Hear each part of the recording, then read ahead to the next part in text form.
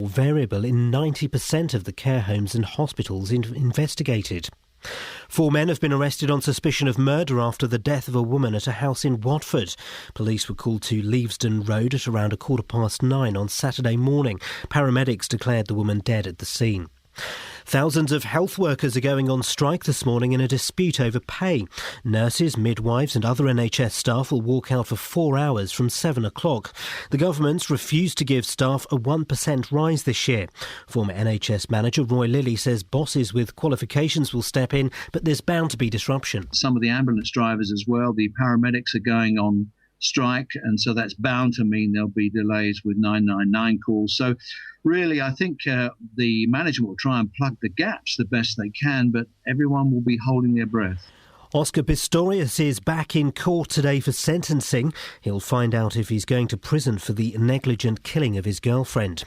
On to sport, and with victory for Lewis Hamilton at the Russian Grand Prix. His teammate Nico Rosberg finished second, which means Mercedes have won the Constructors' Championship.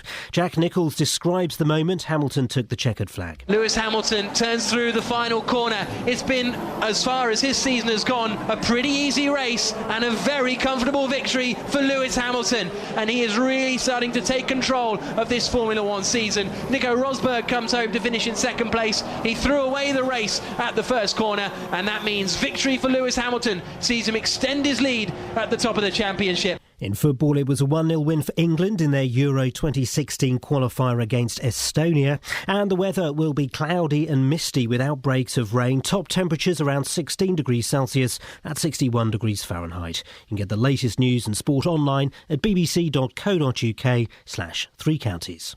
I'm being eaten by a boa constrictor. I'm being eaten by a boa constrictor. I'm being eaten by a boa constrictor, and it goes like this. Oh no, it's swallowed my toe, it swallowed my toe. Oh gee, it swallowed my knee, it swallowed my knee. Oh heck, it swallowed my neck, it swallowed my neck. Oh dread, it swallowed my stomach. Today on BBC Three Counties Radio. From 9. The JVS Show. With the big phone in, the hottest topic of the day, and your consumer problems. From 12. Nick Coffer. With Heidi High actor Geoffrey Holland and a blind builder from Milton Keynes who's been named one of Britain's most influential people with disability. From 3. Roberto Peroni. I'm here with a roundup of the day's news, the latest travel and your stories. From 6. Three Counties Sport. With a look back at the weekend's action and taking a look at the grassroots sport across Beds, Herts and Bucks. Today on BBC Three Counties Radio. Blind builder, you say? Morning! Iain Lee, BBC Three Counties Radio.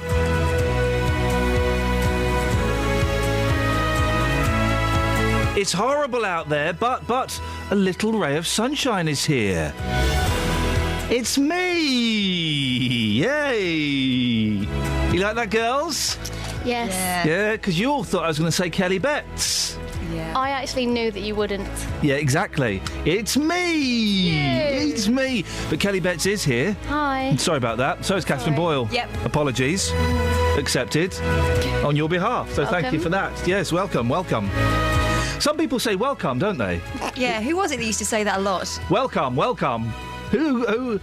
Alan Partridge. Ah, yes. I was doing a show on another radio station at the weekend, and some young girl posted on Twitter, "I love you, I think you're brilliant, I love this show." I replied, "Thanks very much." She replied, "Yeah, you're so Partridge." Oh. What's coming up on the show this morning? Dementia care slammed, Ebola screening slated, and NHS staff irated. What? Across Beds, Herts and Bucks. This is She was right BBC about Three Partridge. Counties Radio. Boyle writes that stuff, and you were laughing at your own, I was going to say gags. I was laughing because you read it out. Yeah, man. Where's my job? It's your job. It's your job to use your brain. You right, Kels? Yeah, you. Yeah. Oh, no, things like that. She's back, so now. Yeah, the youngsters are teaming up against Grandma again. Aren't we, Kels? Your hair looks nice and fluffy. I don't think I put enough pomade on it today. You laughing at Catherine? I hope so. You right, Kath? She doesn't know. Huh? Did you have a nice time off, Kels? I did, it was lovely. Where'd you go? Spain. Oh, yes. I believe I got you this back. Brown shoulder. Thanks. That's right. Kath, what are you doing? Turn the table on. Why are you doing that? Nothing on the radio. Oh, that's rude. Now that is just rude, and I think we're breaching some kind of broadcasting guideline as well. Shut my mic then. What did she say, Kels? I think she said close her mic, please. Flippin' heck.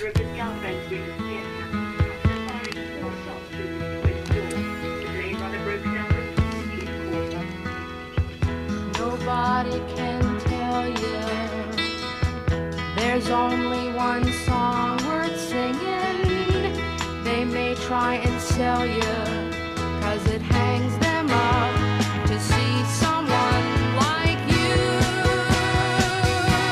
But you've gotta make your own kind of music, sing your own special song, make your own kind of music, even if nobody else sings along. You're gonna be nowhere, the loneliest kind of lonely. It may be rough going just to do your thing, the hardest thing to do. But you gotta make your own kind of music, sing your own special song, make your own kind of music, even if nobody else sings along. So if you cannot take my hand, and if you must be going, I will understand.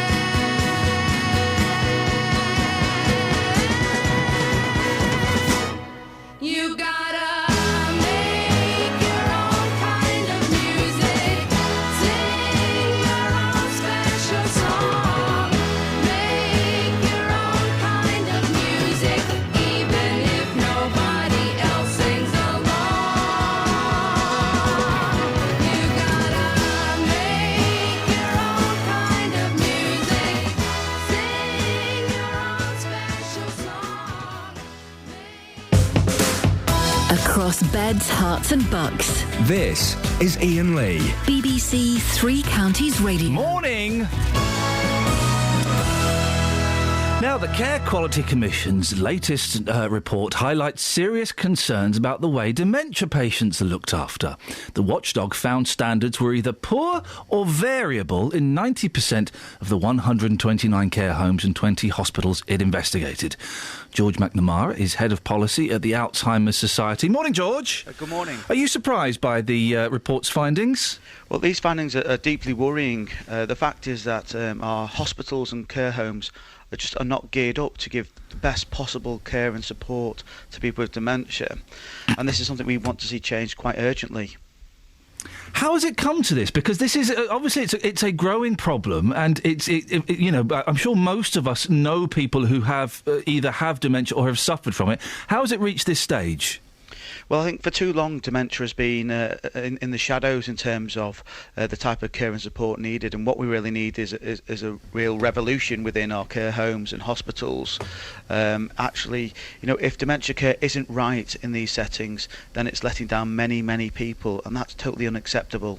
Have you got any examples, George, of where people have been failed? I mean, we have examples where papers are being lost between the care home and the hospitals, and also some of the basics of care, for example, where carers are told that loved ones have gone without hours for food or water in hospital, or even been sitting there in the care home experiencing pain, and there's been no response to that.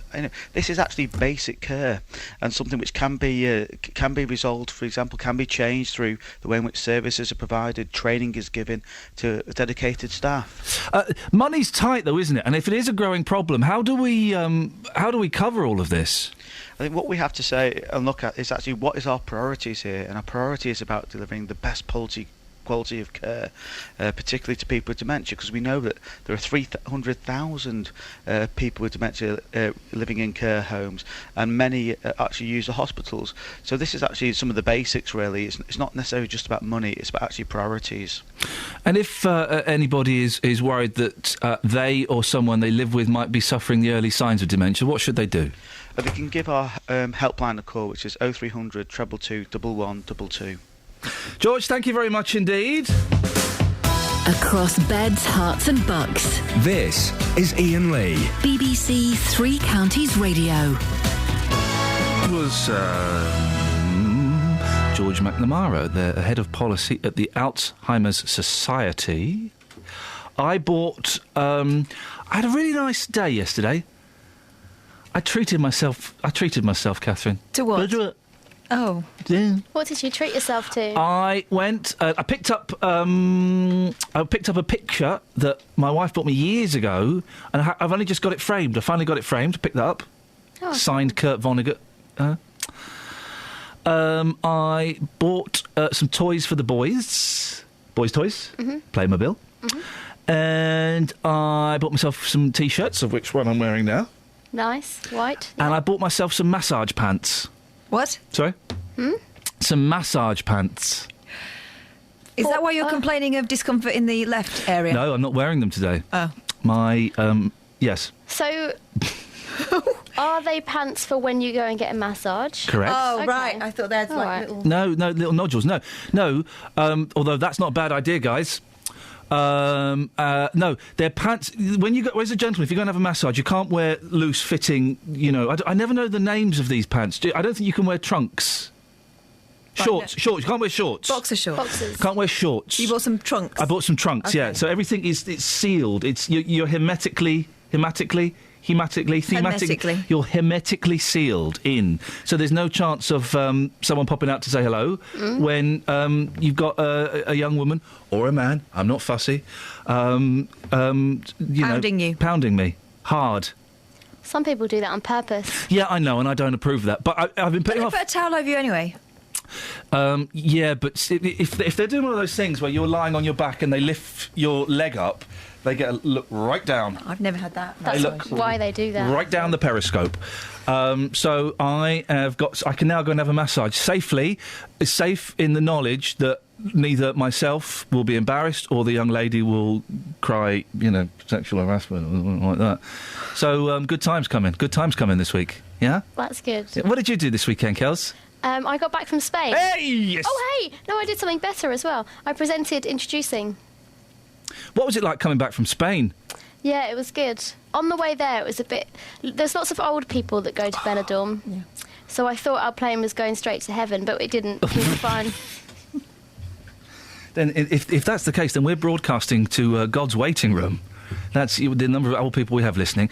And you presented BBC Introducing, did you? I did, yes. Oh, well done. I didn't listen to it, unfortunately. That's okay, there's still time. I don't... No, it was on Saturday, so I can't... You can listen again on the iPlayer. I haven't got... Busy, aren't we? We've got road trip to go. plan. Yeah, we're off. Oh, you can take it with you. I can't do that, no, I'm afraid. I'll set it up for you on the iPlayer. No, that's very kind, but I spent a lot of yesterday when I should have been working putting some wicked tunes on the iPod, baby. Oh, some wicked tunes. There's even a couple on there that you might like, Catherine. So But there's tunes that I played that I think you'll both really enjoy. Give it a go. It's 5 minutes. Kath, what do you reckon? Come on, Kath. Kath? Kath. Kath? Hey. Kath? Kath. Kath? Kath. Kath? Kath. Kath? Kath. Kath? Kath. Kath? Kath. Kath? Kath. Kath? Kath. Kath? Kath. Kath? Kath. Kath? Kath. Kath? Kath. Kath? Kath. Kath? Kath. Travel news for beds, cards and bugs. BBC Three Counties Radio. Well, checking on the cameras this morning is a very wet start this morning, so do be very careful on the roads. Taking a look at the Great North Road, it's looking a little bit slow approaching the Black Cat roundabout. That's due to those major road works continuing there. Taking a look in Bearton and Burcourt Lane at the moment is blocked. This is due to a broken down lorry there, just between Aylesbury Road and Broughton Lane. The M25 expect delays there between junction 25 for Enfield and junction 27 for the M11. And taking a look at the trains, there is some disruption at the moment on Great Northern between Letchworth, Garden City and Moorgate. Do expect delays there throughout the morning. Nicola Richards, BBC Three Counties Radio.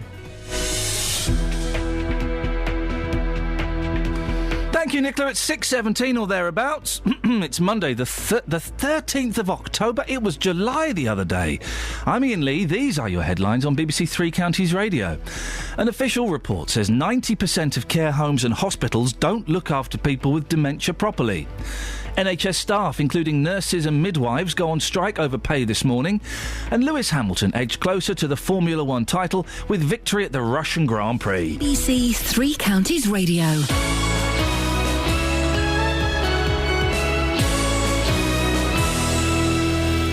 Don't listen to the radio, watch a tired old format on the television.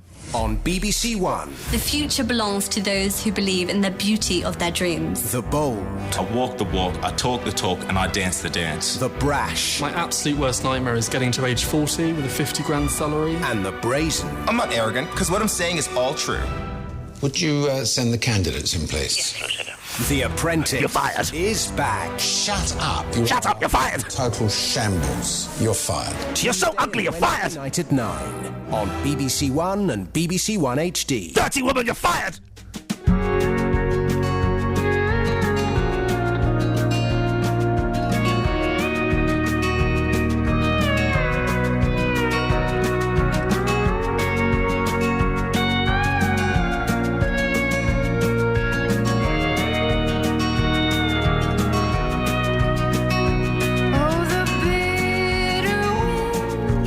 Coming in, and I'm already missing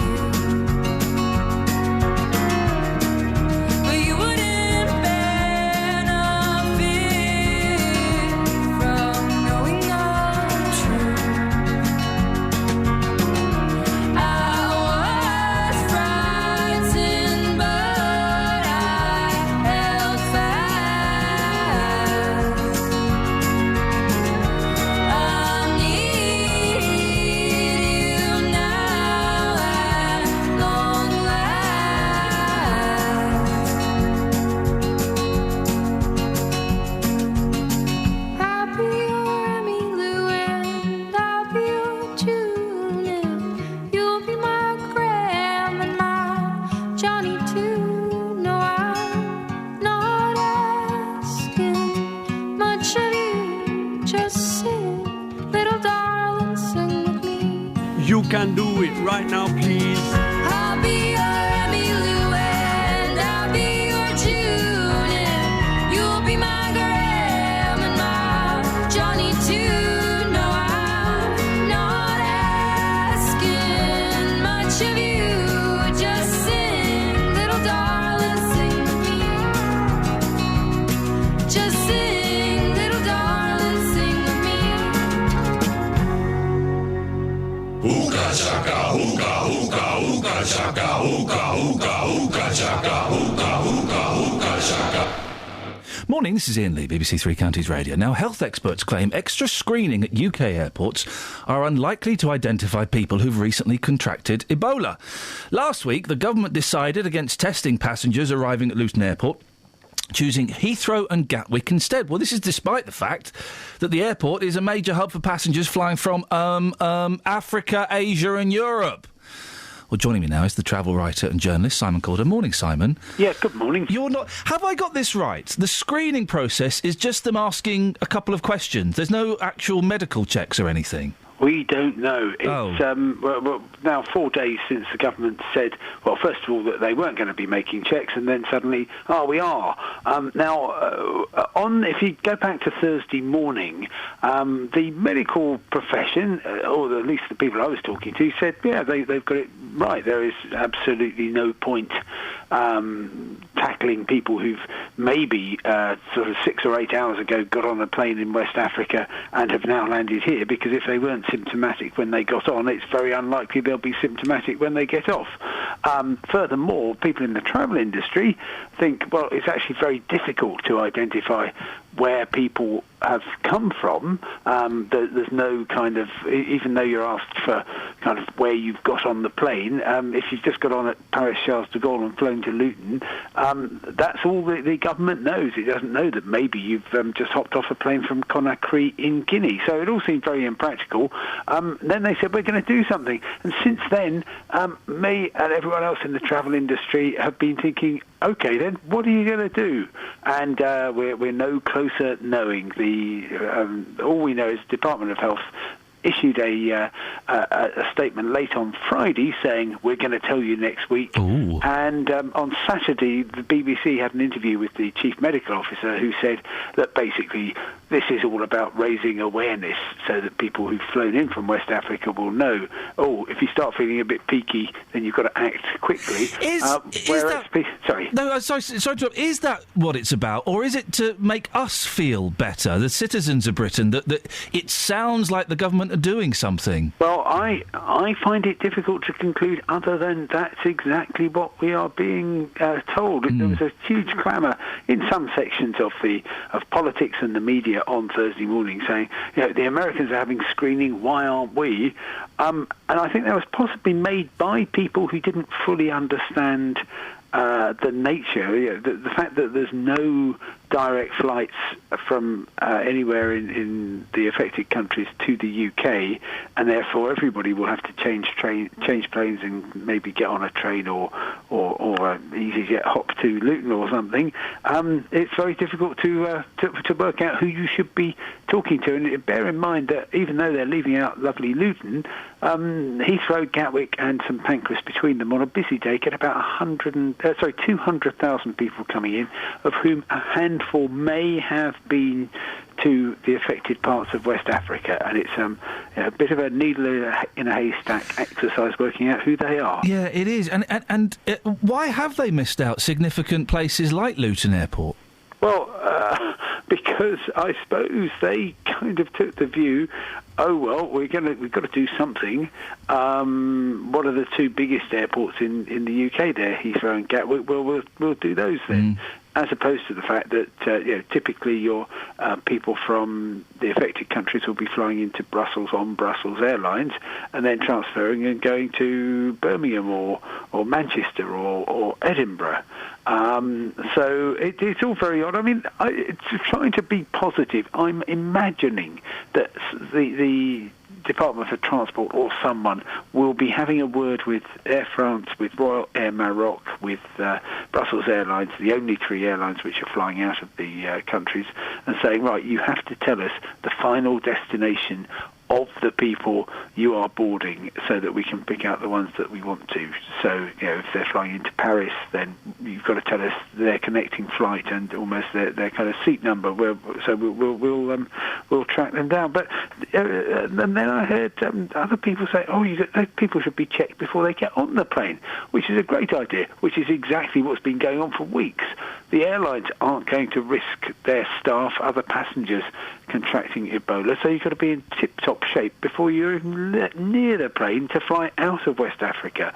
So everybody is, I think, fully aware of the grave dangers and the terrible situation that's happening in West Africa and which needs to be tackled in West Africa. Finally, Simon, I don't know if you saw the story a couple of days ago. There was a gentleman on an aeroplane. He sneezed very loudly and went, "Oh, I think I've got Ebola." Yeah. And everyone had to wait on the plane for several hours while some 4 people in hazmat suits came on and escorted him off. Yes. Overreaction? Well, it's never a good idea to make jokes about security or terrible diseases or anything. But it just shows the extent to which everybody is panicking, and everybody, people are saying, "Oh, well, look, if you've got somebody on a plane, they're going to infect 150 other people." Doesn't work like that, does it? No, it doesn't. They have to be symptomatic, which they weren't when they first got on the plane in West Africa. You have actively to touch their saliva, their sweat, their blood or other secretions and ingest it.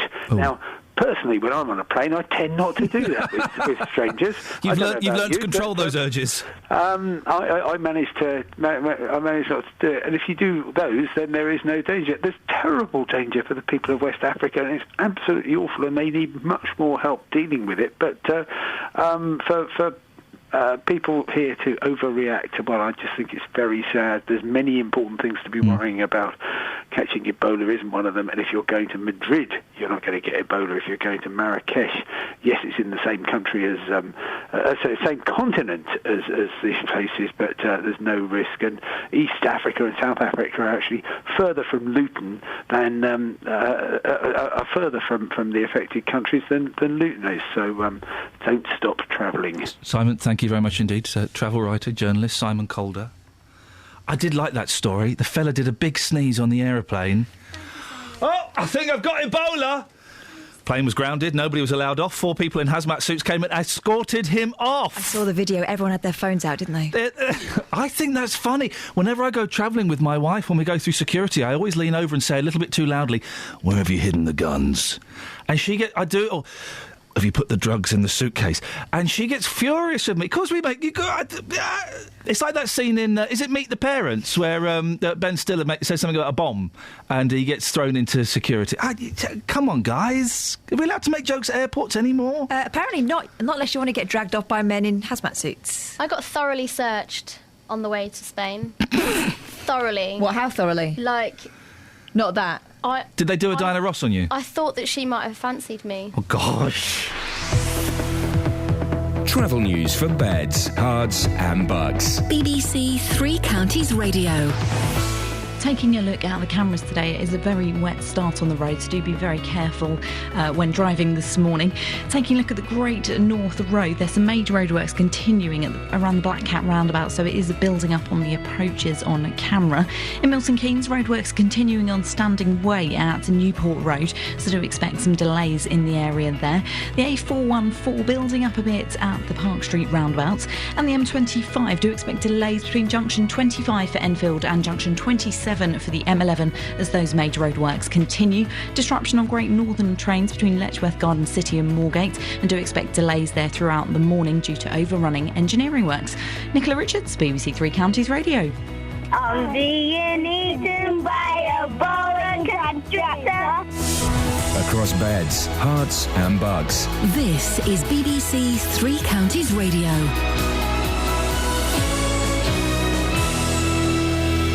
It's 6:30. I'm Lee Agnew. The headlines. The Care Quality Commission says there's serious concerns about the way patients with dementia are looked after.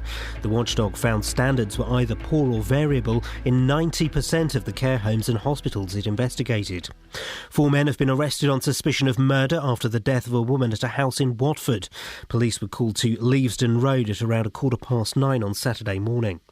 The Health Secretary Jeremy Hunt says the government's taking further steps to deal with the risk of Ebola in Britain. The non-emergency 111 phone line will try to identify those at risk of developing the disease. And thousands of health workers are going on strike this morning in a dispute over pay. Nurses, midwives and other NHS staff will walk out in half an hour's time. The weather will be cloudy and misty with outbreaks of rain. Top temperatures around 16 degrees Celsius. That's 61 degrees Fahrenheit. Three Counties Sports. BBC Three Counties Radio. Hertfordshire's Lewis Hamilton is 17 points clear at the top of the Drivers' Championship after victory in the Russian Grand Prix. His teammate Nico Rosberg finished second, which means Mercedes have won the Constructors' Championship. Hamilton says the race couldn't have gone any better. An amazing weekend. Once I was at the lead, I was just really having to control, just looking after the tyres. And then, towards the end of the race, the car felt great, so I could push or not push. The England captain Wayne Rooney scored from a free kick to give England a 1-0 victory over Estonia. It was Rooney's 43rd goal for England, and after the game he said he agreed with Roy Hodgson's decision to rest Liverpool forward Raheem Sterling for the first half. He's played a lot of games and I think he's played fantastic this season when I've seen him play, and it's a lot to ask for a young lad, and he's coping fantastic with it. And of course there's times when you do get tired, and it's important you take that little bit of rest when you can, and Raheem and Roy felt tonight was a good opportunity for him to get that rest in. Thankfully it hasn't cost us. There were victories for Luton Town and Wickham, but the Stevenage manager Graham Wesley's under pressure after defeat at strugglers Carlisle. The Borough lost 3-0 and are 19th in the table. Stevenage had 55-year-old Dave Besant on the bench. Wesley says there's problems to overcome. We are struggling a little bit with one or two of the bigger characters and the bigger players. So we've got some problems that we understand. I'm not going to excuse a 3-0 defeat, but I am going to look at it in a factual way, and look at the attacking, look at the defending, and make sure we go away and improve upon it, because next week is a home fixture and we need to make sure we bounce back with 3 points. And finally, in rugby union, Bedford lost by a single point to Cornish Pirates, 35-34 in the British and Irish Cup. BBC Three Counties News and Sport, more at 7 o'clock. If you hear a whisper, give us a shout. Iain Lee. BBC Three Counties Radio. If you hear a whisper... If you hear a whisper, give us a shout.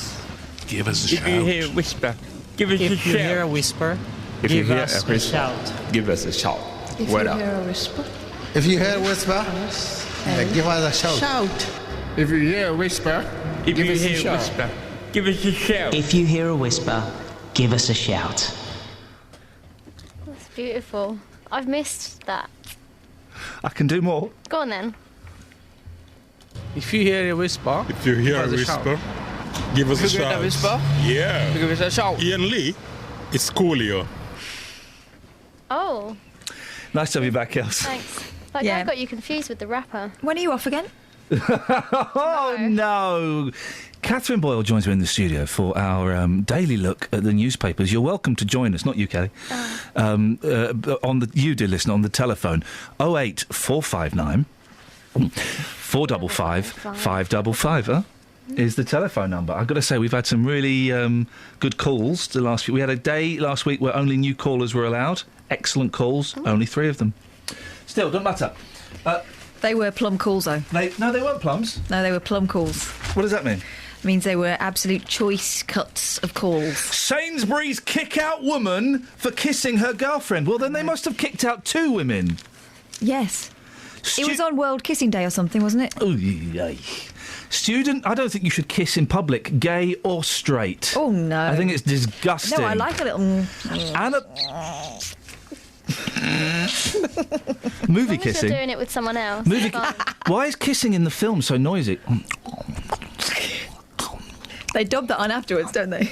Student Annabelle Saka was shopping in her local Sainsbury's when she decided to give her girlfriend a spontaneous peck on the cheek. So not only were they they were shopping. The most unerotic, unromantic scenario in the world, apart from sitting in a funeral parlour. One fellow customer, however, that would be weird, I mean, kicked out of a funeral directors for kissing. One fellow customer, however, didn't see the light kiss as a romantic gesture and reported the couple to a security guard who allegedly told them to leave. The female guard explained that the shopper complained that the lesbian clinch was disgusting and that she was worried for her child. What? Another woman. Well done, sisters. Well done. Infuriated, the 22-year-old reported the incident to fellow gay rights activists, declaring that Sainsbury's were guilty of perpetrating a hate crime. Oh, for goodness sake. Kelly, no. what are you doing later? Seeing you. Fancy a trip to Sainsbury's? Oh. Please. Can we get... what we need to do... It'll show I'm disgusting. We need Justin to go and snog a fellow in Sainsbury's. He's probably already doing it, to be fair. Yeah. I think the guard was right to stop them. Not because it was a lesbian kiss. Because it was any kiss. Because it was a kiss in public. But on the cheek? Well, another one. Yeah. Just, it's on the cheeks. Some people like each other. Here we go. Here's something. Right. So the last paragraph has got absolutely nothing to do with this story. It's completely irrelevant fact. So the second from last paragraph is a statement from Sainsbury's. We've called her to apologise. We'll be making a donation to a charity of her choice. End of story. There's an extra bonus paragraph. Director's cut. Let's have a look. Miss Saka, who is originally from Hampstead Garden suburb, North London, where she was brought up by her leading lawyer father, Jonathan, 59, and estate agent mother, Maria, 55, in a £3 million house... Why do we need to know this? Said she was delighted with the response. She's since made the supermarket one of her favourites on Facebook. Why do we need to know about her mum and the fact that she was brought up in a £3 million house? So we think less of her. Or more of her.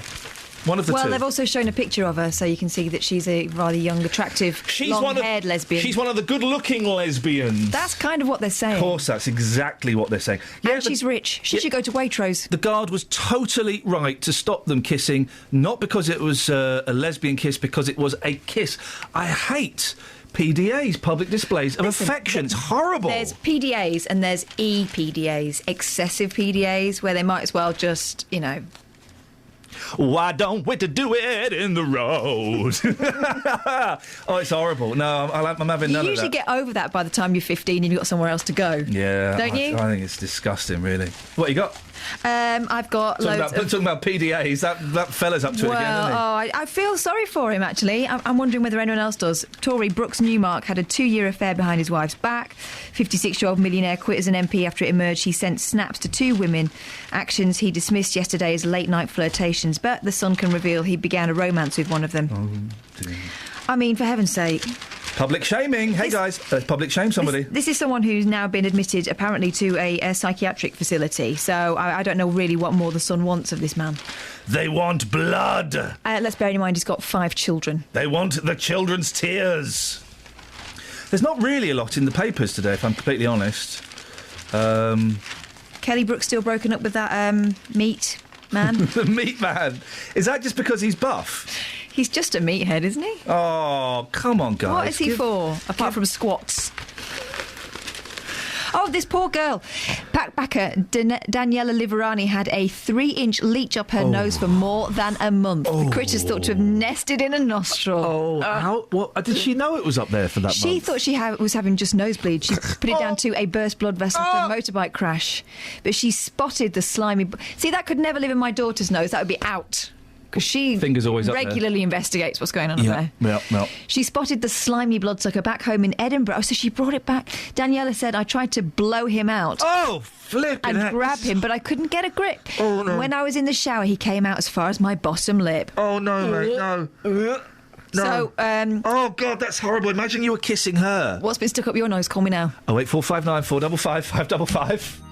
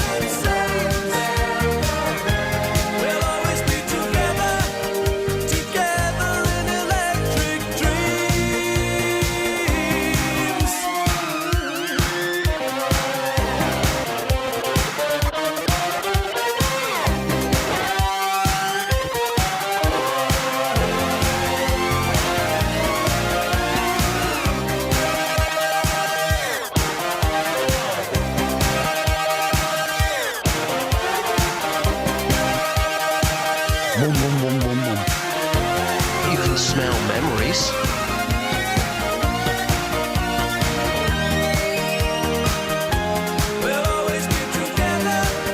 Hey guys, want to hear how the BBC is spending your money? Apart from paying us monkeys to come and talk nonsense every morning, £220,000 for BBC lessons on iPhones. Why don't they just book a session at the Genius Bar? Those guys will tell them exactly what to do. BBC chiefs have blown £220,000 of licence fee money training staff how to use iPhones. You turn it on. If you don't know how to use it, you ask Siri. Isn't an iPhone... I've got an iPad, I haven't got an iPhone. Isn't it intuitive? You just learn how to use it by not being a wally. Six-year-olds can use it. The cash was splashed, helping 784 workers over 3 years at the cost of nearly £300 per person. Last night, the BBC insisted the training would save money in the long run and pointed out last year's £42,000 iPhone training bill was the lowest by far. Last night, a spokesman said the iPhone training was aimed at the effective and advanced use of mobile technology. Oh, this is all this nonsense where we've got to tweet and film everything and take pictures. I know how to tweet, I know how to film stuff, and I know how to take pictures. Waste of your money, dear listener. Although some people don't know and should not be anywhere near a mobile phone at any time. Tony Fisher? Is that who we're talking about? 08459 455 555. We'll have another look at the papers in a second. We may even speak to Justin Daly if we can think of something to say to him. Travel news for beds, cards and bugs. BBC Three Counties Radio. Starting off on the M1 this morning, looking very slow on the speed sensors between junction 12 for Flitwick and junction 9 at Redbourne. The A1M's also looking heavy just around junction 8 for Stevenage. Taking a look at so far in Harpington, heavy moving on St Albans Road at the moment in both directions at Station Road.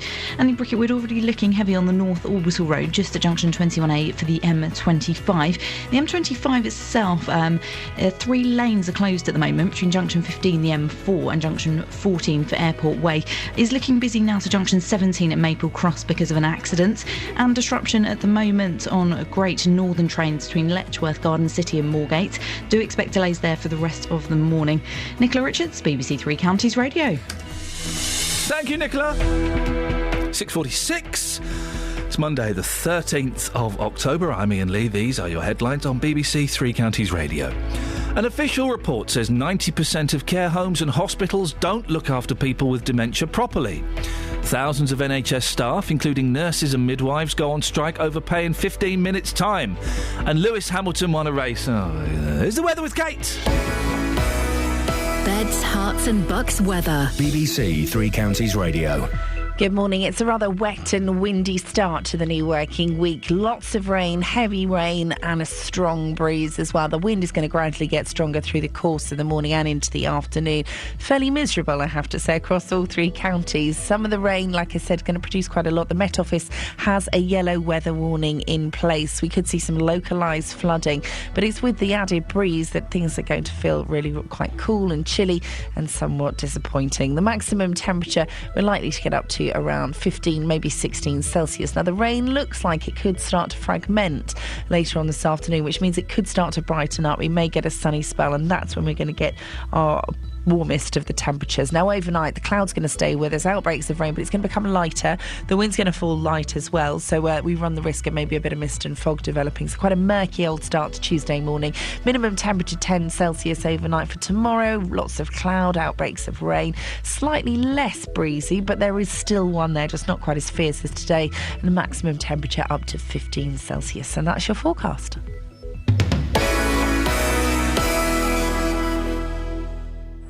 On Inside Out, we bring you a special programme, Living with Dementia. We discover new concerns about poor standards of training for carers. There's some training that's provided which actually just means that people are sat in front of computers and going through an e-learning course, and frankly it's not as good as it could be. We ask, could an idea trialled in Norfolk help relatives caring for a loved one with the condition? And we revealed the very latest Cambridge research aimed at better diagnosis. 08459 455 555 is the tele. Why do we keep advertising television programmes on here? It really bugs me. We're a radio station. Why don't we advertise the brilliant radio programmes that are on other radio stations? Inside Out tonight, BBC 1 7:30. Oh, you totally... gosh, I nearly said something vulgar. Well, they might advertise us one day. They won't. They won't. They turn me down for a job. I see. Now you get it, don't you, Just? You have beef, my friend. I have beef. I just don't understand why, as a radio... I know it's one BBC. Why? Let's advertise the shows we've got. Everyone knows that Inside Out is on. Everyone knows having a trailer for The Apprentice on this show is going to get them, 3 extra viewers? I think it's bang out of order. Strictly, The Apprentice, Inside Out, the football. Strictly doesn't need us to advertise it. What about my show, guys? Saturdays 12 until 2. What about a trail for my show, BBC bosses? Look at Catherine. She's hanging out with the naughty lads and she's about to go home to her mum. Look. Yeah. You're right, Deals? Yeah, I'll tell you what, though, boss. There's not a good vibe out here today. It is absolutely chucking it down. Which is why we want to get you out there as much as we can. Yeah. You came in and you had normally when you come in, you are the most joyous soul. It's wonderful to see you first thing in the morning. It lightens all of our lives. You were right grumpy this morning. It just makes my life hard, street life in the mornings, when you're approaching people on the street, that's one thing, people on the way to work, but on the way to work and it's chucking it down, it makes my job hard. What you understand about Justin is he's a sunflower. Yeah. He needs those rays. Exactly. I need those rays coming down. I'm actually outside the L&D. I should be reporting on this a bit later on for you. NHS workers, they're staging their first strike over pay in more than 30 years. The staff are expected to walk out around 7 o'clock this morning. I'll be talking to those and you'll hear that report after 8 o'clock. But also, what's your beef with people kissing in public? I don't get it. It's disgusting, mate. Lesbian, gay, straight, I don't care. I don't want to see it. I think it's absolutely lovely. There's a time and the place for that, and that is in the bedroom between 11 p.m. and 11:15 p.m. Come on, it's not 1965. No, mate, I don't like it. This is people out there who love each other, showing affection in public. I think it's beautiful. Here's the thing, right? If you're walking down the street holding hands with your lover, right, and it's a narrow street, and I'm coming towards you, don't make me budge up. Split up. I don't mean split up permanently. That would be an overreaction. Wow. But let go of your hands and walk in single file. Are you for real? No, I'm serious. I'm serious about this. Incredible. I don't want to have to lean up against the railings for you. Listen, you're a guy. Yeah. You can admit you love somebody. You can show affection on the street. There's something happened to you in your younger years that scarred you. I don't get you. Kissing in public, holding hands in public. I don't mind that. People love it. I don't mind the holding hands so much. Just I don't like arms around the shoulders. Because that's really hard to walk. It's awkward. Do girls find it hard to walk with the arms around the shoulders? Yeah, they seem to like it. we're lower down. We're lower down, so we're around like bums, aren't we? Yeah, but that's why sometimes I put it in the back pocket. Oh, I see. It's really it looks affectionate, but actually I'm just sort of resting and securing myself. It's the kissing is arm in arm is nice. Like for a stroll along the promenade. I like that. Just no kissing. No kissing, mate. A peck, I mean, if you had to... French kissing, no. Tongues and that, no thank you, mate. No thank you. Everywhere you go, there's a memory. You could be walking through... I'll give you a memory in a minute. Bear with me you got punched in the face by me. You're walking through Sainsbury's with the one that you love, OK? And there's a DVD... that you come past. Oh, do you remember when we watched that at the cinema 5 years ago? Oh, or you're walking past the frozen chipolatas and she says, oh, do you remember, Just? Yeah. Let's have a little snoggy snog. No. Yeah, exactly. Why would you snog in Sainsbury's? It's unhygienic. When the moment takes you, the moment takes you. That's all I'm saying. Kathy, you up for it in public? Always, yeah. Yeah, good for you. We want you to go and snog a fella in Sainsbury's. Well, some fella tried to snog me at the weekend. I shall say no more. Say more. He said to me, what's a polite, young, handsome guy like you doing in Hemel Hempstead? I said, well, I live here, boss. See ya. Hey, listen, you only live once. You've got to give everything a go. Right, well, as well as investigating striking medical workers, kissing in public, can you take it to the streets? Oh, I love the variety. Absolutely. So it's PDAs, way or no way.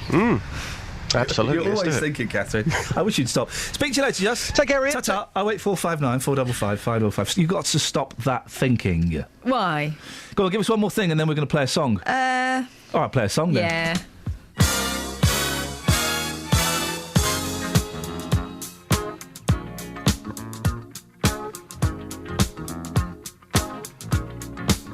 I play the street life because there's no place I can go. Street life, it's the only life I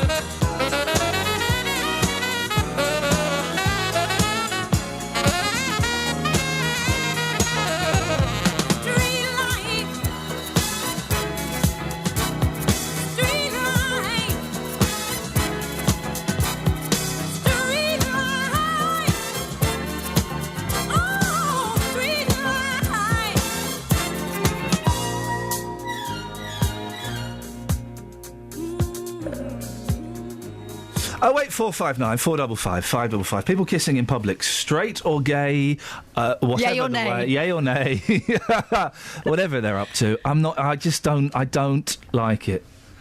Well, it's not for you, is it? No, I have to see it. It's like ugly people. I have to see them, so they should do something about it. I'm happy with the way I look. You haven't got to see it every day. I have. Ugly people. It's a bit like my neighbour who never puts a bin away. She didn't have to look at it, does she? It's exactly like your neighbour. You'll see it.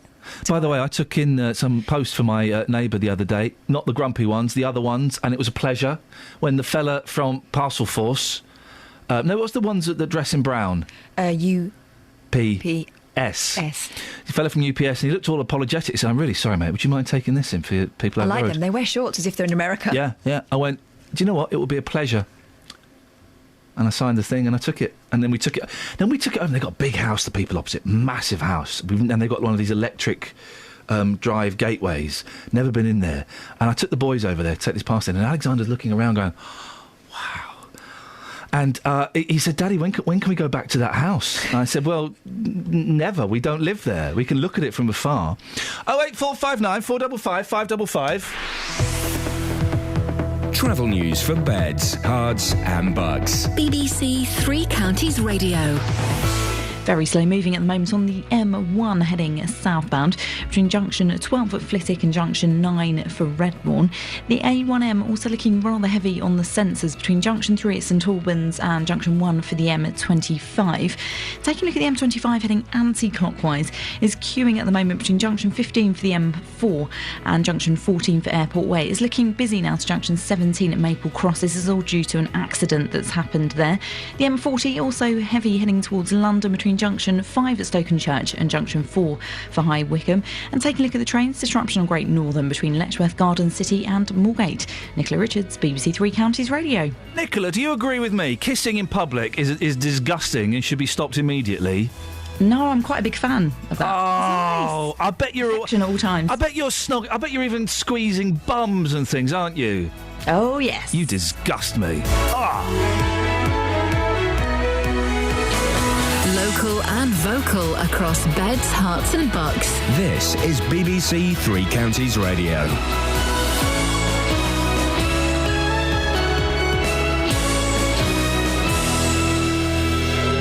It's 7 o'clock, I'm Lee Agnew. The headlines: concern about the standard of dementia care, plans to identify people with Ebola over the phone, and Lewis Hamilton wins the Russian Grand Prix. BBC Three Counties Radio. The Care Quality Commission says there's serious concern about the way patients with dementia are looked after. The watchdog found standards were either poor or variable in 90% of the care homes and hospitals it investigated. George McNamara from the Alzheimer's Society says the entire system needs a rethink. For too long, dementia has been in the shadows in terms of the type of care and support needed, and what we really need is a real revolution within our care homes and hospitals. Actually, if dementia care isn't right in these settings, then it's letting down many, many people, and that's totally unacceptable. 4 men have been arrested on suspicion of murder after the death of a woman at a house in Watford. Police were called to Leavesden Road at around 9:15 on Saturday morning. The government's planning further steps to deal with the risk of Ebola in Britain. The non-emergency 111 phone line will try to identify those at risk of developing the disease. Travel writer Simon Calder says plans to introduce screening at some British airports is unlikely to make a difference. They weren't symptomatic when they got on. It's very unlikely they'll be symptomatic when they get off. Furthermore, if you've just got on at Paris Charles de Gaulle and flown to Luton, that's all the government knows. It doesn't know that maybe you've just hopped off a plane from Conakry in Guinea. Thousands of NHS health workers have gone on strike this morning in a dispute over pay. The government's refused to give staff a 1% rise this year. Chief Nursing Officer Jane Cummings says staff should think hard about the consequences of industrial action. I know that NHS staff are incredibly professional. They do the job, which is hard, they work very hard, and they put the safety of patients first. So I would say to staff, I know that you're professional, I know that you will think very carefully about any action you take, but our patient safety must be our priority, and I know that's what staff will be thinking of. A campaign group's objecting against plans to put fluoride back into Bedford's water supply at the end of the year. That's despite research which says the NHS could dramatically reduce hospital admissions for the removal of rotten teeth if fluoride's added to areas with high levels of tooth decay. Iain Duncan reports. Fluoride stopped being added to the water supply in the Bedford area around 3 years ago. Improvements are being made to the treatment works in Clapham Road. The scheme's due to be completed by the end of this year and fluoride will be reintroduced. Bedford Allergy Support Group says it's angry that the Borough Council won't consider reducing or removing fluoride from the water supply. Hertfordshire's Lewis Hamilton 17 points clear at the top of the Drivers' Championship after victory in the Russian Grand Prix. And in football, it was a 1-0 win for England in their Euro 2016 qualifier against Estonia. The weather will be cloudy and misty with outbreaks of rain today. Top temperatures around 16 degrees Celsius at 61 degrees Fahrenheit. You can get the latest news and sport online at bbc.co.uk/Three Counties. And I give this guarantee that we as Scots, with these powers, we guarantee the National Health Service will remain in public hands, universal, free at the point of need, forever or as long as the Scottish people want it. Today on BBC Three Counties Radio. From 9. The JVS Show. With the big phone-in, the hottest topic of the day and your consumer problems. From 12. Nick Coffer. With Heidi Hayek to Jeffrey Holland and a blind builder from Milton Keynes who's been named one of Britain's most influential people with disability. From 3. Roberto Peroni. I'm here with a roundup of the day's news, the latest travel and your stories. From 6. Three Counties Sport. With a look back at the weekend's action and taking a look at the grassroots sport across Beds, Herts and Bucks. Today on BBC Three Counties Radio.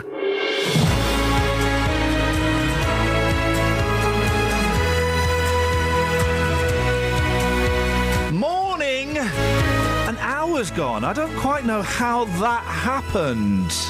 It's the 13th of October, Catherine. How did that happen? It was July the 17th, like 5 minutes ago. It is now virtually Christmas, just over 2 months. Do you remember? November, December. 2 months till Christmas. Only a couple of weeks ago we were saying, isn't it mild though? Isn't it though? Now it's cold, isn't it? Isn't it though? I was seriously thinking, when I was out and about yesterday buying my massage pants, I was seriously thinking, while I'm in town, I could do a bit of Christmas shopping. Isn't that? I won't. I'll do it on December the 19th. But it crossed my mind. I've normally got some of it done by now. I haven't even started. Yeah. Let's not talk about it now. No, let's... no. I do like a bit of Christmas, though. I don't like the politics around Christmas, about Jesus and all that. No, not that. I mean the family politics. Who go where and when. But I like the food. Hey, my first Christmas with a turkey in 25 Christmases. It's going to be a massive disappointment. What? Yeah, turkey's bit... Oh, I had a nice bit of lamb yesterday. Do you remember when I used to be a vegetarian for 25 years? Vaguely. Isn't that weird? What a weirdo. Lots coming up on the show this morning, including dementia, Ebola, and a kissing in the public. It's a bad, bad thing. Gay or straight, rich or poor, black or white. Good thing about my baby, don't matter if you're black or white. Is that the... I don't want to see you kissing. I do not want to see any kissing by anybody in public. Whereas for me, you can fill your boots for all I care. Exactly. Well, Get in. What? No. 08459 455 555. Across Beds, Herts and Bucks. This is BBC Three Counties Radio. I'm going to murder Iain Lee. What? Where did that come from? The kissing in public thing, it's a real pet hate of mine. We're not French. We're not foreign. We're British. We don't do these kind of things. I didn't really see a lot of kissing in public from the French when I was in Paris. It was other people bringing it to imported kisses. But in Spain, they do it all the time. In Spain, they're virtually doing it in the road. They're just constantly at it. Those continents, partly because of the heat, and because they're beautiful. The heat, the fact they're beautiful, and the fact that they're very poor, dirty countries. What? No. Spain's a filthy country, isn't it? No. Oh, mate. Oh, well, hang on. If only we knew someone who'd recently come back from España. Yeah, but she's been to flipping... Where have you been? Benidorm. What? Benidorm. Right. And isn't it filthy there? No, it's actually Yes, nice. it's filthy there, Iain. Oh, and because they're quite poor there, aren't they? Yes, they're really poor there, Ian. It's filthy. It's not their fault. Well, it is partly their fault. They do everything cash in hand and don't keep receipts, do they? That's right, Ian. Now you say that. And they tried to grab all the land that we bought off them. They grabbed it back illegally, didn't they? Well, not technically illegally. They changed the law so it was legal. Yeah. But it's a dirty country, isn't it, Kelly? Yeah, I've got a lot of knowledge on it, though. Thank you very much indeed. 08459 455 555. Across beds, hearts and bucks. This is Iain Lee. BBC Three Counties Radio. I'm making myself laugh. I shouldn't. On to serious issues now, dear listener. A report out this morning has raised serious concerns about the quality of dementia care being offered in nursing homes and hospitals. The Care Quality Commission found standards were either poor or variable in 90% of the 149 facilities inspected at random. So what's going on? Delisha Bernard was a carer at the Meppershall Care Home in Bedfordshire before it was closed down in the wake of a damning CQC report. Morning, Delisha. Good morning. I remember when this happened that you were absolutely devastated, weren't you? I was, yeah. Why was it so upsetting for you? Well, because obviously I'd worked there for 18 years and even to this day I still haven't got over it. It's a dreadful thing, absolute dreadful thing to have to happen to anybody. It was primarily the dementia unit at Meppershall that let the side down. What went wrong, do you think? I don't know, really. Probably staff probably weren't trained properly to deal with dementia, because obviously it can be a very demanding job, especially with dementia people. Did you have any specific training for dementia? Just the basic training. And what would that involve? It would just going on like courses and sitting in a room and talking about it. And because I remember my granddad had dementia. It is it's hard work, isn't it, to deal with? Really hard work. Especially when they don't even know who you are or where they are, or it can be very, very challenging. Were there enough of you, Delisha, to cope? No, probably that was another thing. Yeah. Because a lot of them a lot of dementia people need one-to-one care. But you don't get that. One of the things I've always said that we need to get to encourage, and this is not knocking all carers, some of them are excellent, but to encourage perhaps more committed people to become carers, we need to pay them a decent wage, don't we? We do, yeah. They see and do stuff that would cause other people to flinch, and the pay is terrible. The pay is terrible. I haven't been able to get a job back in care. Why's that been? I don't know. Do you think that having Meppershall on your CV... that Meppershall thing is, and it's destroyed me. So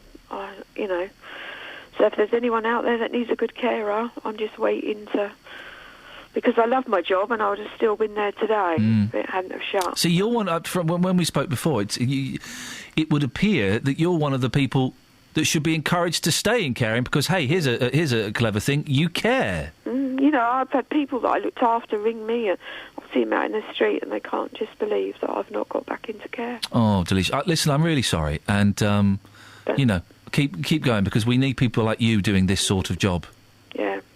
Delisha, thanks for your time. Take care. OK, thank you. Keep our fingers crossed. Thank you very much. Across beds, hearts and bucks. This is Iain Lee. BBC Three Counties Radio. Seriously, guys, the simple question, the answer to the question, how do we make carers better? Well, one answer is let's pay them a decent amount of money. They get paid a pittance for doing flipping horrible job. Let's get it down to basic levels. They're wiping old people's backsides. They're cleaning up all kinds of mess. That's the physical aspect of it. They're also looking after your husband, your wife, your nan, your granddad, my mum. And we want them to have a decent life, don't we? Pay them a good wage. 08459 455 555. Mark's in Milton Keynes. Morning, Mark. Hi, Ian. What you got for us? You were talking about Spain a few minutes ago. Yes, I was. Well, I can't see how you can say it's a dirty country. They actually, over here, you're lucky if the local authority empties your bin every week. In some places, it's every 2 weeks. In Spain, they do it every night. Then why is it so filthy there? I don't think it is. Oh, what parts of Spain have you been to? I've actually lived in Menorca for several summers. I've also had family there for over 20 years. See, Menorca's going to be all right. I mean, a little bit chavvy, but it's going to be all right, isn't it? Because there's a lot of money in Menorca. But you go out to some of the smaller towns and villages where there is no money, they're in a right old state. But there's not actually that much money in Menorca. If you go down the high street in the resort that I used to work in, you can't afford that. In 1995, all the bars was taken. Now it's about only 30-35% of them's actually open because of what all the closing percentages. Oh, well, in that case, that's why it's so clean there. If there's only 35% of the bars are still open, there's not that many people to mess it up. Well, there's still the same number of people going. It's just they're not going out the hotels as much. Oh, blimey. They do a lot of... Well, they do... They're a mucky bunch, the Spanish, aren't they? They're always at it in the streets. No, not from what I've seen. Have you not? No. Are you sure you're talking about Spain and not Germany? Yeah, I'm positive. Oh, blimey. All right, Mark, thank you very much indeed. I think he's confused. He's looking in the wrong places. He's looking in the wrong place. They're always at it, the Spaniards. The park after dark. Oh, really? Really? Is that where you used to go? No. For a little bunky? Really? Oh, dear. I just... But you've got a lot of young people who haven't got their own places. Oh, no. I have never, and I'm going to phrase this very carefully because we have young ears in cars, I have never had it away... A romantic... outside. ...moment. Never. Oh. Because it's, as I said, the bedroom between 11pm and 11:15pm. That's it, ladies and gentlemen. There is no other window of opportunity as far as I is concerned. It's an interesting insight. I don't get this. Why are we talking about this? Snogging in pub? Oh, the lesbian woman. Yes. Lesbian woman. Just to be more specific, as opposed to the lesbian man. In the supermarket, she was told that her kissing was not welcome. She was kicked out by the guard. Good, I say, good. Not because she was a lesbian woman, because she was kissing in public. It's disgusting. It's just a peck on the cheek, though. Yeah, good. Boot her out. Supposing some of... have we not got an Ebola crisis in this country right now? No. Supposing... We haven't. Not in this country right now. Yet. But if these perverts carry on with their inappropriate sexual behaviour over the broccoli, then who knows what's going to happen? Supposing their diseased saliva had dropped on a plum. Well, you should always wash your stock before use. Then I ate that plum. I could have Ebola. You probably haven't. We'll be speaking to an expert later on, and you can put that question to them if you dare. I suggest you don't. 08459 455 555. Travel news for beds, cards and bugs. BBC Three Counties Radio. Starting off this morning in Milton Keynes, it's blocked at the moment on Standing Way, just at Steinbeck Crescent, due to an accident that's happened there. The M1 London bound, very heavy moving at the moment between junction 10 at Luton Airport, Spur Road, and junction 6A for the M25. Taking a look at the M25 itself, heading anti-clockwise at the moment is blocked between junction 22 for St Albans and junction 21A. Now this is all due to an accident that's happened there as well. Queuing at the moment on the M40 London bound between junction 5 at Stokenchurch and junction 4 for the High Wycombe Handy Cross roundabout. And looking at the trains, disruption on Great Northern between Letchworth Garden City and Moorgate. This is due to some overrunning engineering works. Nicola Richards, BBC Three Counties Radio. Thank you, Nicola. Morning, it's 7:16. It's Monday, the 13th of October. I'm Iain Lee. These are your headlines on Tick Your Radar Diaries now, BBC Three Counties Radio. Health inspectors have found that 90% of care homes and hospitals don't look after people with dementia properly. NHS staff, including nurses and midwives, have gone on strike over pay this morning, and campaigners in Bedford say they'll fight plans to put fluoride back into the water supply. BBC Three Counties Radio.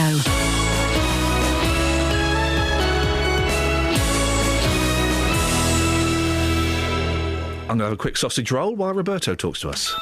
Every weekday from 3. Good afternoon, welcome to the show. Local people. What's your story? Seems there's a law for them and then there's one for the press, and I disagree with what they're saying. Local views. In some cases, sort of 40% loss in value on their properties. Has Kelly and Luton got it right? There is a responsibility when you're paid from the public purse. Local life. Do you want to know how much my carer's allowance goes up by every April when the tax year changes?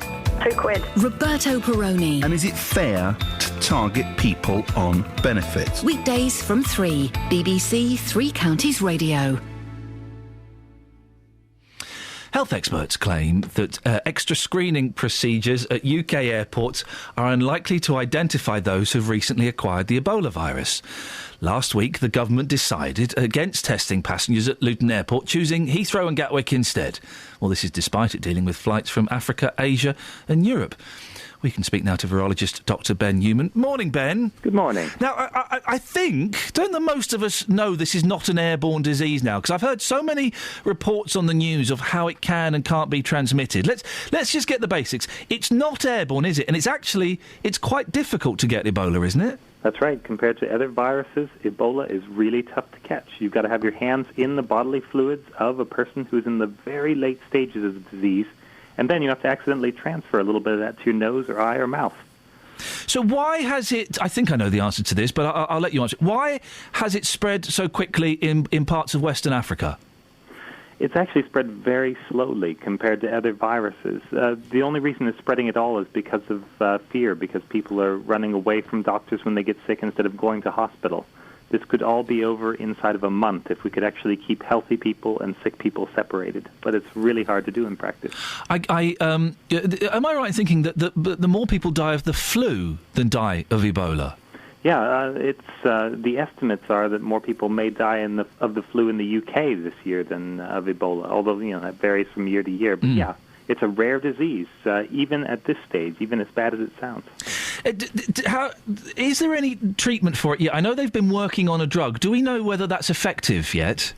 We know it works in the lab, and we know it works in some kinds of monkeys, but we don't know if it works in a person who's sick with Ebola. Even the monkeys that are our closest match get a fairly different disease to the one that we get when they have Ebola. And how do some people... We've had a couple of cases in the States and in Europe. How do some people survive it and some people don't? Is it just that they're spotted earlier, or is it just a personal fitness thing? So being spotted early can help because they can get you into the hospital. The only thing that's going to cure Ebola that we know of now is a person's immune system, and everybody's different. You inherited your immune system from your parents. It's a combination of them, and some people get a lucky one and some people don't. Now, the hydration therapy in hospital, that just gives the immune system longer to work without the biological machinery breaking down. And so is that all they're doing? When we hear about this nurse in hospital in Spain, they're just keeping her hydrated. Is that all they can do?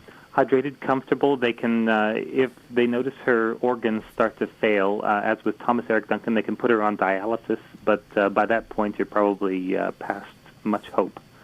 This screening at airports and Eurostar, it's a bit of a nonsense, isn't it? It's not going to pick up anybody in the early stages, and anybody in the late stages should have already been picked up leaving West Africa. But, there's at least a small chance. It's part of a bigger preparedness package.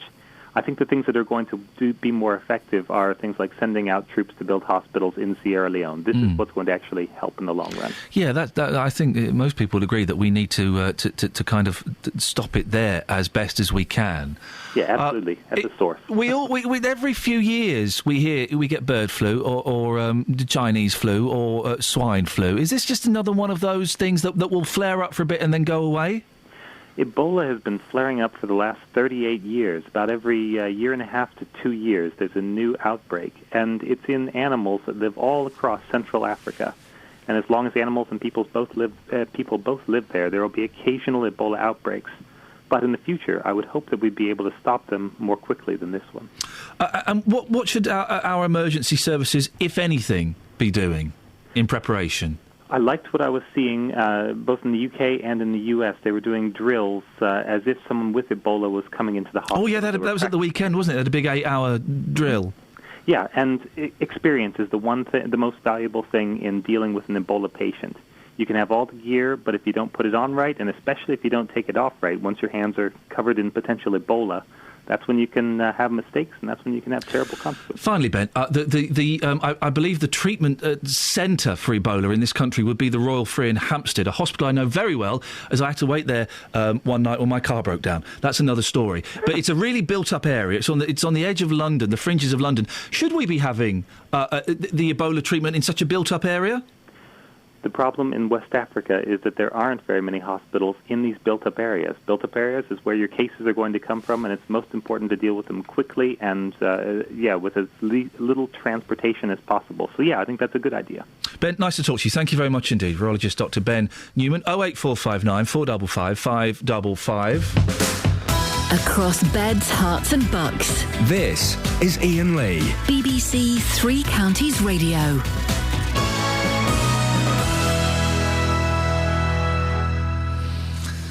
I was worrying about Ebola last week. I'm not that bothered this week. I'm bothered, and it's sad what's happening, but I've kind of been reading into it a little bit more, and I'm not that worried. I think I got caught up in the hysteria, not the Def Leppard album, the actual thing in it, and I'm not that worried about it anymore. I'm not that bothered anymore. You bothered about it, Kels? Hello, Richard. Can I put me No. No, I'm not that bothered. I mean, it's sad, obviously. It's not that bothered. There really is absolutely nothing in the papers today. Okay. Page 3 has obviously got, page 3 of the Sun. Why is page 3 still page 3? It won't be page 3 for much longer. Will it just be page 6? No, it will still be page 3, but I don't think we'll see nipples. What, are they going to cover them up? I think so. What will those girls do? Get warm for the first time in their lives. But beneath that, there's a story about a squirrel, Nosferatu, vampire squirrel, jumped me as I watched Dracula. Oh, I explained the concept of Dracula to the kids at the weekend. I bought them some Playmobil people. And for the youngest, I bought Dracula, Lord Dracula. Count Dracula. Oh, he's Count Dracula. Oh, nuts. Yeah, of course, I thought it sounded wrong. And Lady Dracula is Mrs. Vampira. Yeah, and I was explaining the concept to the youngest, who's 2.5. Don't ever do that. Yeah, I know. As I'm doing it, I saw the terror on his face. Going, well, basically, they're the undead. They can't be out in the daytime because they'll melt. And they go around at night, and they can change into bats. And then when people are sleeping, they bite their neck and drink their blood and turn them into vampires. What you need to say is, but they're not allowed in this house because I won't let them in. Well, they're in the house. And then I saw him getting terrified, and I said, but they can be good as well. Really? And Lady Dracula, had a glass, and I said, she fills this... I'm really thinking on my feet here. This is what you've got to do when you're a parent. I said, right, and Lady Dracula fills this glass with orange juice that makes you good. And so we are being made good. You are kidding nobody. I don't think he heard me through the tears. I don't think he heard me through the tears. Richard's in Winslow. Morning, Richard. Yo, how's it hanging, my man? Well, the left one's quite sore, to be honest. Oh, dear. Well, that's funny you say that, because... This is how desperate we are for calls, guys. I know. I rang up to speak about TTIP. Are you familiar with TTIP? TTIP? TTIP. TTIP? TTIP. TTIP, TTIP. Transatlantic Trade and Investment Partnership. Oh, for goodness sakes, that sounds like fun. It is. Hang on a second. Hang on. We need some music to make this fun. Here we go. Whilst I was talking to Kelly earlier on...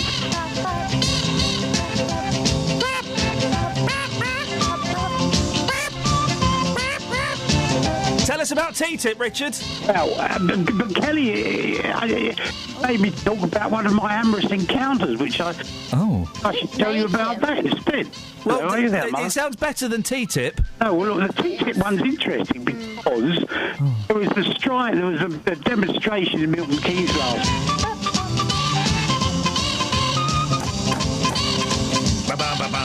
Okay, Richard, so you've told us about TTIP. No, I haven't, but anyway, I just wanted to tell you about the amorous bit. Oh, you sound so world-weary and bored of me, as I am.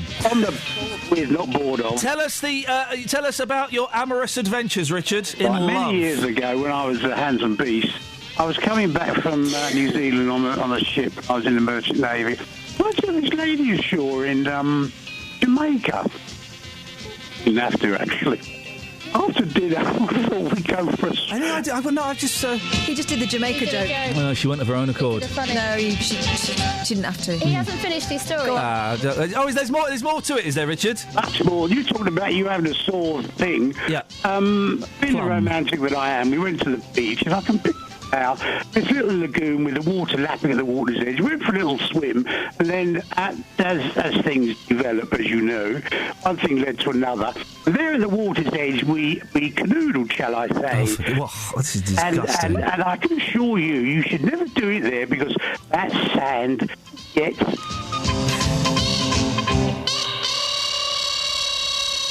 That's the noise he made as sand got in his eyes. 08459 455 555. It would chafe terribly as well, wouldn't it? I don't get... and we've got young ears listening, so let's tread carefully, but I've never got outside. I've certainly never got the beach. I don't even like the beach at the best of times. I don't like getting sand on my feet, let alone... Anywhere else. Anywhere in my sandwiches. I love the beach. I hate it. What's the beach for? Oh, let's go and sit on the beach. Oh, let's go and sit on the beach. Oh, beach. No. It's horrible. No. Beach plus sun cream equals not fun. Beach plus kids plus sand plus water equals daddy peed off. What are you taking them for? You see, because you can't leave them in a car on a really hot island. Turns out. Found out the hard way. Not the really hard way, but we got told off by the police. He didn't. It's a joke, guys. For goodness sakes. Look forward to reading that in the local papers soon. Iain Lee admits to leaving children in a hot car on hot island. I don't think the papers will care. What? You'd be surprised. Yeah. 08459 455 555 is the telephone number. There can't be anybody out there who supports the notion that we should be doing it in the road, should we? Kissing in public, it's disgusting. Travel news for beds, cards and bugs. BBC Three Counties Radio. Queuing at the moment on the Great North Road, approaching the Black Cat roundabout on the sensors. The M1 heading southbound, very slow moving between junction 13 at Bedford and junction 10 at Luton Airport Spur Road.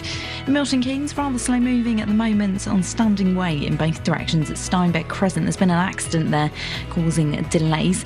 Having a look at the M25 heading anti-clockwise, at the moment is closed between junction 22 for St Albans and junction 21A. Now this is all due to an accident that's happened there.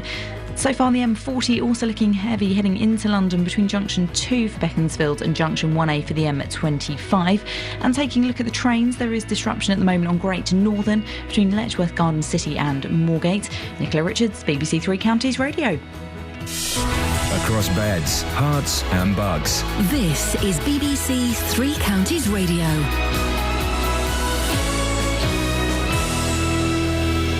It's 7:30. I'm Lee Agnew. The headlines. The Care Quality Commission says there's serious concerns about the way patients with dementia are looked after. The watchdog found standards were either poor or variable in 90% of the care homes and hospitals it investigated. 4 men have been arrested on suspicion of murder after the death of a woman at a house in Watford. Police were called to Leavesden Road at around 9:15 on Saturday morning. The Health Secretary Jeremy Hunt says the government's taking further steps to deal with the risk of Ebola in Britain. The non-emergency 111 phone line will try to identify those at risk of developing the disease. And thousands of health workers have gone on strike this morning in a dispute over pay. Nurses, midwives and other NHS staff have walked out now. And the weather will be cloudy and misty with outbreaks of rain. Top temperatures around 16 degrees Celsius, 61 degrees Fahrenheit. Three Counties Sports. BBC Three Counties Radio. Hertfordshire's Lewis Hamilton is 17 points clear at the top of the Drivers' Championship after victory in the Russian Grand Prix. His teammate Nico Rosberg finished second, which means Mercedes have won the Constructors' Championship. Hamilton says the race couldn't have gone any better. An amazing weekend. Once I was at the lead, I was just really having to control, just looking after the tyres. And then, towards the end of the race, the car felt great, so I could push or not push. It was a 1-0 win for England in their Euro 2016 qualifier against Estonia. Despite being rested for most of the game, England manager Roy Hodgson says there's nothing wrong with Raheem Sterling. Pretty early in the second half we put him on, so there's nothing at all wrong with him. I'm sure he'll go back to Liverpool, he'll be fine. It was just quite simply a situation that one player's feeling a bit tired, another player's in great form, put the one in great form in, give the other the best. There were victories for Luton Town and Wickham, but the Stevenage manager Graham Wesley's under pressure after defeat at strugglers Carlisle. The Borough lost 3-0 and are 19th in the table. Wesley says there's problems to overcome. Yeah, we are struggling a little bit without one or two of the bigger characters and the bigger players. So, we've got some problems that we understand. I'm not going to excuse, a 3-0 defeat, but I am going to look at it in a factual way and, look at the attacking, look at the defending and make sure we go away and improve upon it, because next week is a home fixture and we need to make sure we bounce back with 3 points. And in rugby union, Bedford lost by a single point to Cornish Pirates, 35-34 in the British and Irish Cup. BBC Three Counties News and Sport, more at 8 o'clock. Across beds, hearts and bucks. This is Iain Lee. BBC Three Counties Radio. Morning. Busy show this morning. Public displays of affection are a no-no. I'm very close to pulling my fingernail off. That could be a yes. And we've been talking about dementia care and how it's really not up to scratch. 08459 455 555. Joanne's in Cambridge. So, morning, Joanne. Good morning, Iain. I understand you're in a little bit of a pickle, to put it mildly. Do you want to tell me what's happened? Well, my mother suffers with dementia, and a neighbour very kindly dropped her in Biggleswade to go and buy some chocolates for a friend yesterday, and Mum said she'd take the bus back. She's last been seen at Sainsbury's petrol station at Biggleswade roundabout. That was 2:15 yesterday in the shop there. They've seen her leaving the forecourt and heading northwards out of the forecourt, so presumably along the A1. She lives in Upper Caldicot, which is between Biggleswade and Sandy, so we think she was heading in that direction, but that's the last we've seen of her. And this was yesterday? This was yesterday at 2:15. Joanne, you must be going out of your mind. I am. The police have been fabulous. They've had the police helicopter up last night trying to find her. They've been searching, making intensive searches of the area. They've walked through along the river between Biggleswade and Sandy to check if she was there. There's a couple of possible sightings of her in Sandy. I wonder if I might be able to give a description of her. Yes, you will. Let's get to that in a second. So if people want to write this down or something, you have as long as you need, Joanne. Don't worry. You can stay on as long as you want. That's really kind. How old is she? She's 82. 82, and she's got dementia. How bad is her dementia? It's pretty bad. Right. She can. I'm sure we've all had that situation where we walk into a room and can't remember what we've gone in there for. She's got that, but to a much worse degree. I think she's actually been seen in Biggleswade, Sainsbury's petrol station, buying biscuits, and I suspect she's forgotten what she's gone in for, i.e. to buy her friend some chocolates. The friend's recovering from a broken hip. Does she often gone out? Has she often gone out on her own? No. Is she not? She didn't go out on her own. A neighbour dropped her off. Right. When what she's used to is someone taking her out and bringing her back, rather than finding her own way back. Oh dear, I bet the neighbour's feeling sick as well. I'm sure she. Yeah. Well, I know she is. Yeah. Oh, Joanne. Right. Okay. Let's get some details. What's Mum's name? It's Mildred Maisie King, King. Yeah. But she's known as Maisie to everybody. And if this sounds patronising, tell me to jog on. She's well enough to know if someone would say Maisie, she would recognise that as her name, would she? Okay, all right. So how she'll be if she's been out in the weather as it's been last night, I wouldn't like to judge. Well, let's hope that some kind soul. Let's hope she's found shelter somewhere. Absolutely. Let's look at that. Do you know what she was wearing? I do. She was wearing a tailored lilac jacket, a striped navy top, dark trousers. She's 82, as I said, and she's got grey-white hair, and she was carrying a large Hessian shopping bag. And does she wear glasses, or are there any other distinguishing features? No distinguishing features. She's got quite a ruddy complexion and very bright blue eyes. Okay. And just tell us again the last place she was seen and where she should have been heading. She was last seen at Biggleswade Sainsbury's petrol station, so that's on the Biggleswade North roundabout, and she was heading northwards up the A1. There's sort of a side road past the tip. She was seen heading northwards towards her home in Upper Caldicot. she's actually got links to Sandy. She was born in Sandy and her sister used to live there before she died. So one theory the police are working on is she may have gone towards Sandy. Another theory is she may have got on the wrong bus and gone to, say, Bedford or somewhere, though there aren't that many buses on a Sunday to go anywhere to. But You sound very calm, Joanne. I'm trying. Yeah, no, I mean, I don't want to pry too much, but how are you feeling? Pretty wretched. I mean, ironically, I was going over this, and I arrived at her house to take her shopping. So, yeah, if she'd hung on another hour, I mean, that's one of the problems. She'd probably just forgotten I was going. Yeah. So, would you be, Joanne? And you can say no if you want. Would you be prepared to send us a photo of Maisie? I'd absolutely love to. So yeah. if you send us a photo, if you can email it to us this morning, I will. What we'll do, Kath, you just took down the description, did you? I did, yes. What we'll do is we'll get it put on the Facebook page. Wonderful. And you never know. You never know. Someone may go, oh, yeah, no, I saw it this morning, you know. So if you send us a picture, I'm going to hand you back to Catherine. Lovely. And she'll tell you how to get the picture in. And maybe we could have a chat tomorrow morning about the same time, Joanne. That would be wonderful. All Thank you ever so much. I wish you the very best of luck. Thank you. You stay there and you speak to Catherine and she'll tell you how to get a picture to us. OK, well, we're looking for Mildred Maisie King. We'll put the details up on the Facebook page. If you know anything, well, you can give us a call. 08459 455 555, or you don't want to give us a call, you can give the police a call. Kelly, what's the number for the police these days? Is it 111 or 101? Isn't it 101? Is it what is 111 the doctors? I don't know. Google it. I don't know. No, we don't know. No, don't just ring it and see. 111 is NHS service. So 101 must be the old bill. Is the police non-emergency number. Doesn't that show how messed up society is? I don't know what the number for the police is. No, not society. Me. 08459 455 555 is the telephone number. She got the details on how to send that picture in, Catherine? Yeah, she's going to do that now. Isn't that just the saddest story ever? Awful. We'll speak to her tomorrow about the same time and see if... hopefully we'll be able to speak to Maisie tomorrow. That would be nice, wouldn't it? Yeah. Bless her. OK. Across beds, hearts and bucks. This is Iain Lee. BBC Three Counties Radio. Kath, what's the number for the police non-emergency? 101. Hey, did you know that? Yes.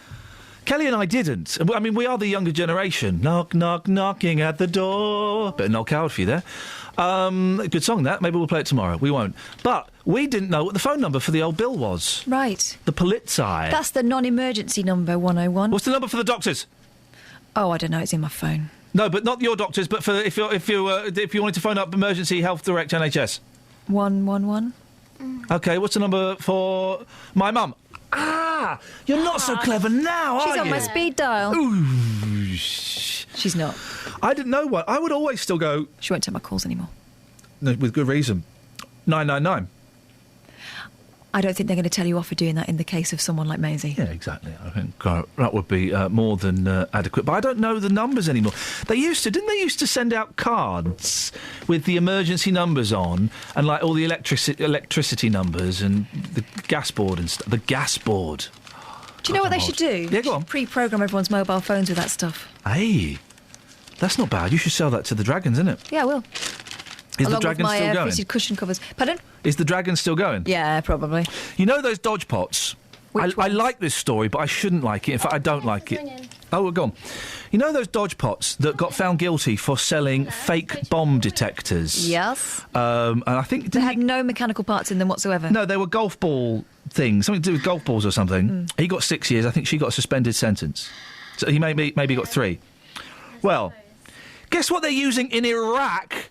The Iraqi police force and army are using to check for bombs. I know.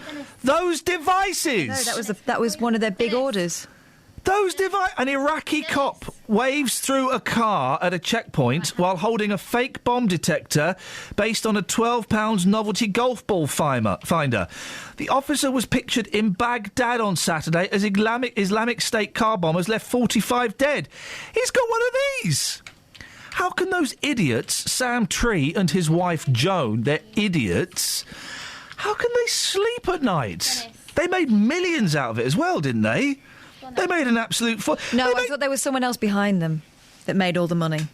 I think they were just. You're right. They were just selling it. Yeah, I think they were just unfortunate, and they believed that it was Jim McCormick of Somerset who made. Guess how much he made selling these things? £50 million, and he got 10 years in jail. And hang on a second. Sam Tree, 68, his wife Joan, 62, local, Dunstable. They built 1,500 in an £80 million scam. They cost a few pounds to make, and they sold each for over £1,000. Flippin' heck. Because when that story broke about them, I thought, ooh, but actually, it's awful, isn't it? And there's a copper with it in Baghdad, it don't do nothing. Being used by people who desperately need that kind of technology. Dennis is in Dunstable. Morning, Dennis. Good morning. Do you still kiss in public? Yes, naturally. Disgusting. Why? You pervert. Well, you make me laugh. You frighten your children and then don't bother to kiss them. I kiss my boys. Yes, well, you should do. That is disgusting. And incidentally, these new pants you've got, go on the beach, you will not get any sand where it doesn't work. I've got massage pants this weekend, dear listener. That's right. So nothing pops out to say hello. And that nothing isn't will meant pop to. in if you wear them. Thank you very much indeed. What you got for us, Den? Not a lot. I was saying this lady who was missing. Years ago, going to work, I was up by the main road, and a lady from a long distance walking along in a dressing gown and mules. She went right. I went over to ask her, but she just totally ignored me. She headed on towards the Dunstable, so God knows where she'd come from. Oh. And this was early in the morning. I think she must have walked out of the hospital. Let's hope that Let's hope that all Maisie needs is a nice cup of tea and a change of clothes when she's found later on today. I shall hope we? you find her. Let's keep our fingers crossed on that one. Yes, I will. Anyway, all the best. I thought you were going to say you had something. Goodbye. Goodbye. There we go. What was that all about? Just wanted to express his concern. Well, in that case, that's good for him. Janet's concerned on the text. She's concerned that she's agreeing with you. Hey. You're right, Iain. Passionate kissing in public is wrong. A peck on the cheek for a greeting is okay, but anything else is unpleasant. Also, it's bad manners to force someone off the pavement. Always single file to let another pass safely. Janet, who is a polite and all that is decorum in Cheshunt. Cheshunt. Copt Hall, Copt Thal. Okay. I've got your number. Guys, it's always bugged me. Copt Hall, Copt Thal. We have driving licences, so those bright people amongst us took the cycling proficiency test. Some of us got 98% in it at the age of 10. Late starter, eh? What percentage did you get in the CPT? I was too young to remember percentages. I got 98%, mate. That's 2 off 100%. Where did you go wrong? I'm not prepared Wheelies? I revved it like a motorbike. But we don't have any lessons on how to walk down the pavement. Here's the thing, right, guys? If there's a group of 3 of you and you're walking thigh by thigh... Three abreast, and I'm walking down... then you have to break up that party. I'm sorry, guys, you have to break it up. One behind the other, surely. Don't make me have to step to the side. That's insane. Rude's what it is. I hate people who use umbrellas. I hate people who walk abreast on pavements. And I hate people kissing in public. I'm not wrong, am I? 08459 455 555.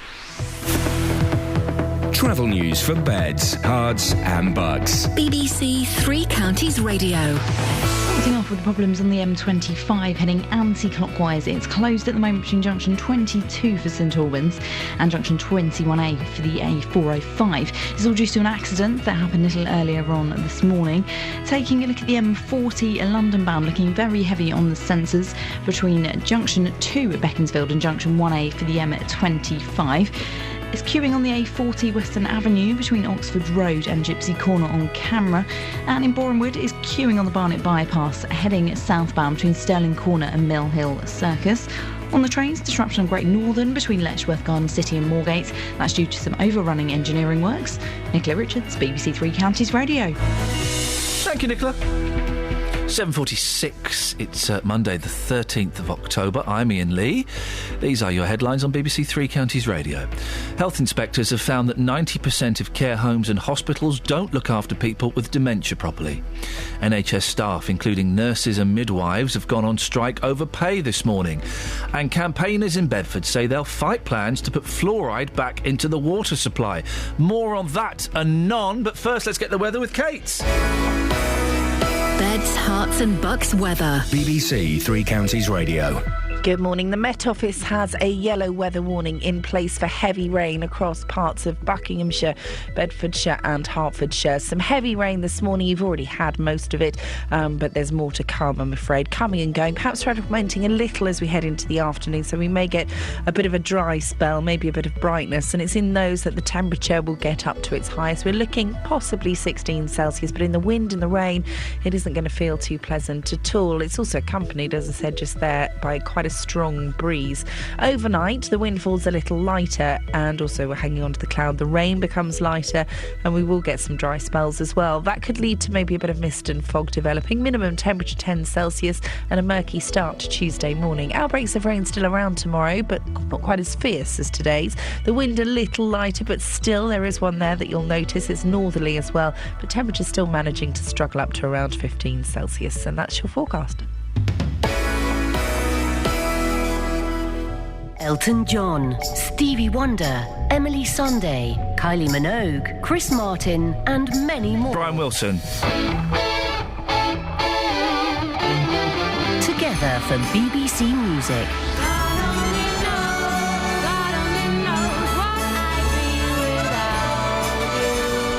To find out more about BBC Music and to relive this magical performance, go to bbc.co.uk/music. I'm all right.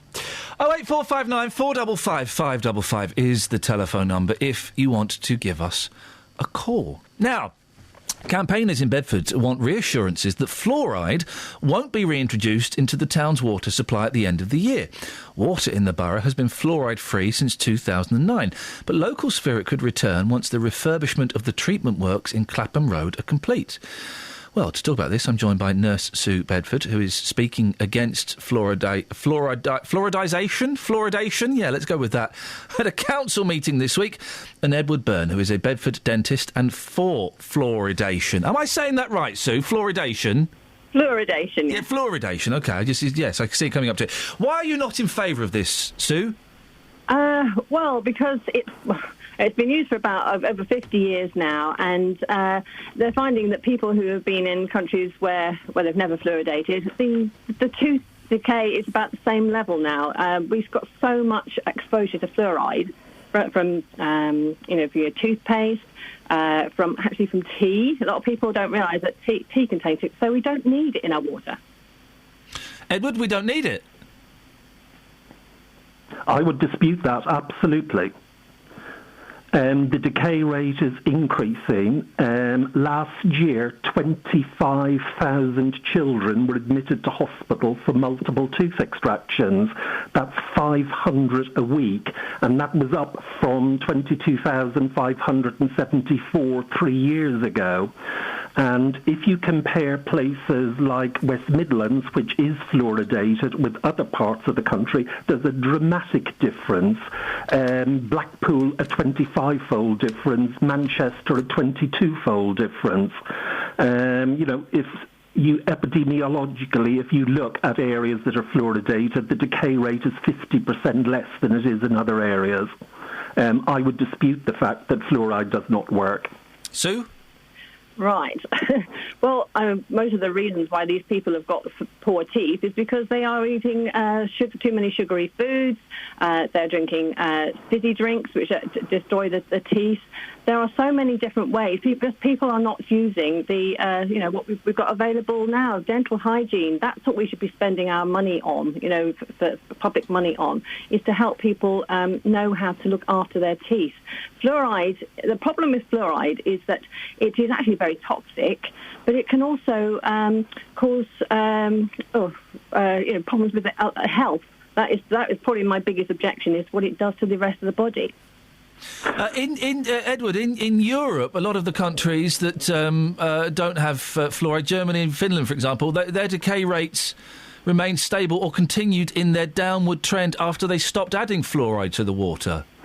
Well, I can only speak for the UK. I'm not familiar with the figures in Germany, but in the UK there is a dramatic difference between West Midlands and other parts of the country.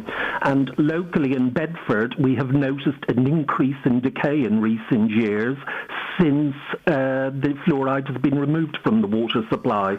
This summer, I had a little 8-year-old boy come into my waiting room, and he's already had several fillings, and he burst into tears and said, "I don't want any more fillings." When we opened his mouth and had a look, I found 5 more cavities. Now, he comes from an educated family. Both mother and father are university graduates. Because he's had fillings previously, I have gone through diet with them, frequency of sugar consumption. His oral hygiene is good. There's nothing wrong with it. Why does he come in with all these cavities? And I've come to the conclusion that either his parents are lying about his diet, which I don't think so, or the poor child is born with weak teeth. Now, the only hope for him is to use any available means to strengthen his teeth, and fluoride does work.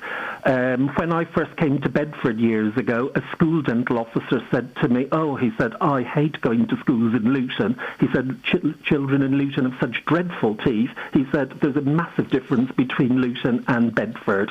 So that's just within our own county. And quite apart from the children that are having all these teeth extracted, the dental department at Bedford Hospital is run off its feet. Before the PCT was disbanded 18 months ago, they recruited 3 local dental practices to get specialists in extractions to try and ease the pressure at Bedford Hospital. Sue, is there something, Sue, in reintroducing fluoride for a few years to see what happens? If your argument is simply that we don't need it, we might as well have it. That's not the strongest argument, is it? Well, I suppose my biggest argument against it is what it's doing to the rest of the body. Dentists, are very keen about their teeth health, yes, and I think that's important for the rest of the body as well. But it's what it's doing to the thyroid gland. I mean, it absolutely has a problem with hormones. It interrupts the uptake of iodine. And what effect does that have? Well, that means that affects the thyroid very greatly. But also, I mean, there are other parts of the body that require, the whole of the body requires iodine, but particularly the breast. And, I think Ireland is a good example of what fluoride has done to the people there. They've had it since the 1960s. And their teeth are terrible. And they've actually compared them with the Northern Irish who haven't had fluoride in their water. And there are significant differences, particularly in health. The trouble is we're not all the same. We're different ages. We've got different health issues. We process fluoride differently according to your age and your health. And so if you've got kidney disease, you're actually retaining a lot more fluoride in your body. And fluoride has an affinity with calcium tissue. Edward, why should it be up to, why should we be dumping what is essentially a waste product in the water? Why don't people just brush their teeth more? I would dispute the fact that it is a waste product. The stuff that is put in the water will be highly refined to pharmaceutical standards. And so I know the people who do not like fluoride in the water keep on describing it as a waste product. It's not a waste product. Why don't people just brush their teeth more? It's an element that is essential for health in small concentrations, just like calcium or iron. And yes, it can be toxic in huge amounts, but the papers that are frequently cited where the studies were done on rats and they were giving them hundreds of times more than the lethal dose. And the Royal College of Physicians had a massive inquiry into fluoride. This was a major UK review of all the evidence, and they came to the conclusion that the evidence that it causes any ill effects was very, very weak, and they were happy to recommend fluoride in the water. Edward, we have to end it there. We may never find out why people don't just brush their teeth more. That's Edward Byrne, Bedford dentist, and nurse Sue Bedford. Your thoughts, please? Across beds, hearts and bucks. This is Iain Lee. BBC Three Counties Radio. Do you know what I nearly said then? I was about to say it and I caught myself being about to... I was about to say one of those awful, awful lines that people who don't have a good argument say. OK, they normally say it about hitting children. Can you guess what I was about to say and I stopped myself saying? No. An awful argument... I was about to make a really awful point, and it was about to leave my mouth. I thought, that's what idiots say when they don't have an argument, and they normally say it about hitting children. Never did me any harm. Oh. I was about to say that! Never did... there was fluoride in the water in the 70s where I grew up. Never did me any harm. So glad I didn't say that out loud. It would have been awful, wouldn't it? Awful. Margaret's in Milton Keynes. Good morning, Margaret. Oh, good morning, everybody. Good morning to Kelly. Say good morning to Margaret. I think we might have said good morning. Say good morning to Margaret, Kelly. Say good morning to who? Margaret. Oh, hi. Good morning, Margaret. Oh, dear. I've already said good morning to Margaret. I spoke to her earlier. Say it again. Say good morning to Margaret, Catherine. Morning, Margaret. Tell him to stop bullying his staff. Morning, Margaret. Morning. So, you tell me you're my staff. Thank you. Oh, windy pops. Yes, Margaret, what have you got for us? I'd just like to say those bomb detector makers. Yeah. They're not idiots. No. No. They're very clever people. They should be called murderers. Well, yeah, I know what you mean. You're right, actually. They are very, very clever people because they made a load of money out of a bit of plastic. They didn't get long enough sentences. I mean, how many people have died because of them? I think it's beyond words. It's beyond words. It's this amazing shot of an Iraqi, I think, is he a copper or a soldier? He's a copper. Right, and he's waving cars through a checkpoint. I know. And he's checking them for bombs with this bit of plastic. It's amazing. But don't you think somebody higher up in the government should be held to blame? Didn't anybody ever test these things? Hang on, who are you going to hold up in the government? It wasn't sold by... It was a private company that was selling them. She means the Iraqi government. Oh, do you mean the Iraqi government? Well, they bought surely them. It must get passed by the government. Which government? Doesn't it? Our government. No. And then the Iraqi government. No, the Iraqi government you would have thought, but no, it's nothing to do with our government. It's isn't it? It's these dodgepots that sold it. Well, I really do think that all their assets should be taken away from them. Margaret, their house and everything. I'm sure something has happened, Margaret. They might as well go using divining rods to look for bombs. Or crystals. There are some people that believe in divining. Can you... isn't that incredible? The world is full of nut jobs. Travel news for beds, cards and bugs. BBC Three Counties Radio. Starting off on the Great North Road, it is queuing at the moment, heading southbound, approaching the Black Cat roundabout where those roadworks are taking place. The M1 seeing long delays on the sensors heading southbound between junction 13 for Bedford and junction 6A for the M25. In Milton Keynes, it's partially blocked on Standing Way, just at Steinbeck Crescent due to an accident that's happened there. And the A1M's very slow heading southbound between junction 4 for Hertford and junction 2 at Welham Green. So far, taking a look at the M25 anti-clockwise, it's closed at the moment between junction 22 for St Albans and junction 21A due to an accident that's happened there. Nicola Richards, BBC Three Counties Radio. Do you remember when you first started, Nicola, when you heard that music, you didn't know what to do and you panicked? Yeah, and you said, go on. Yes, plenty of time. Oh, it's nice. all good now, though. It's all good, isn't it? Yeah. Shall we got the news now? Local and vocal across beds, hearts and bucks. This is BBC Three Counties Radio.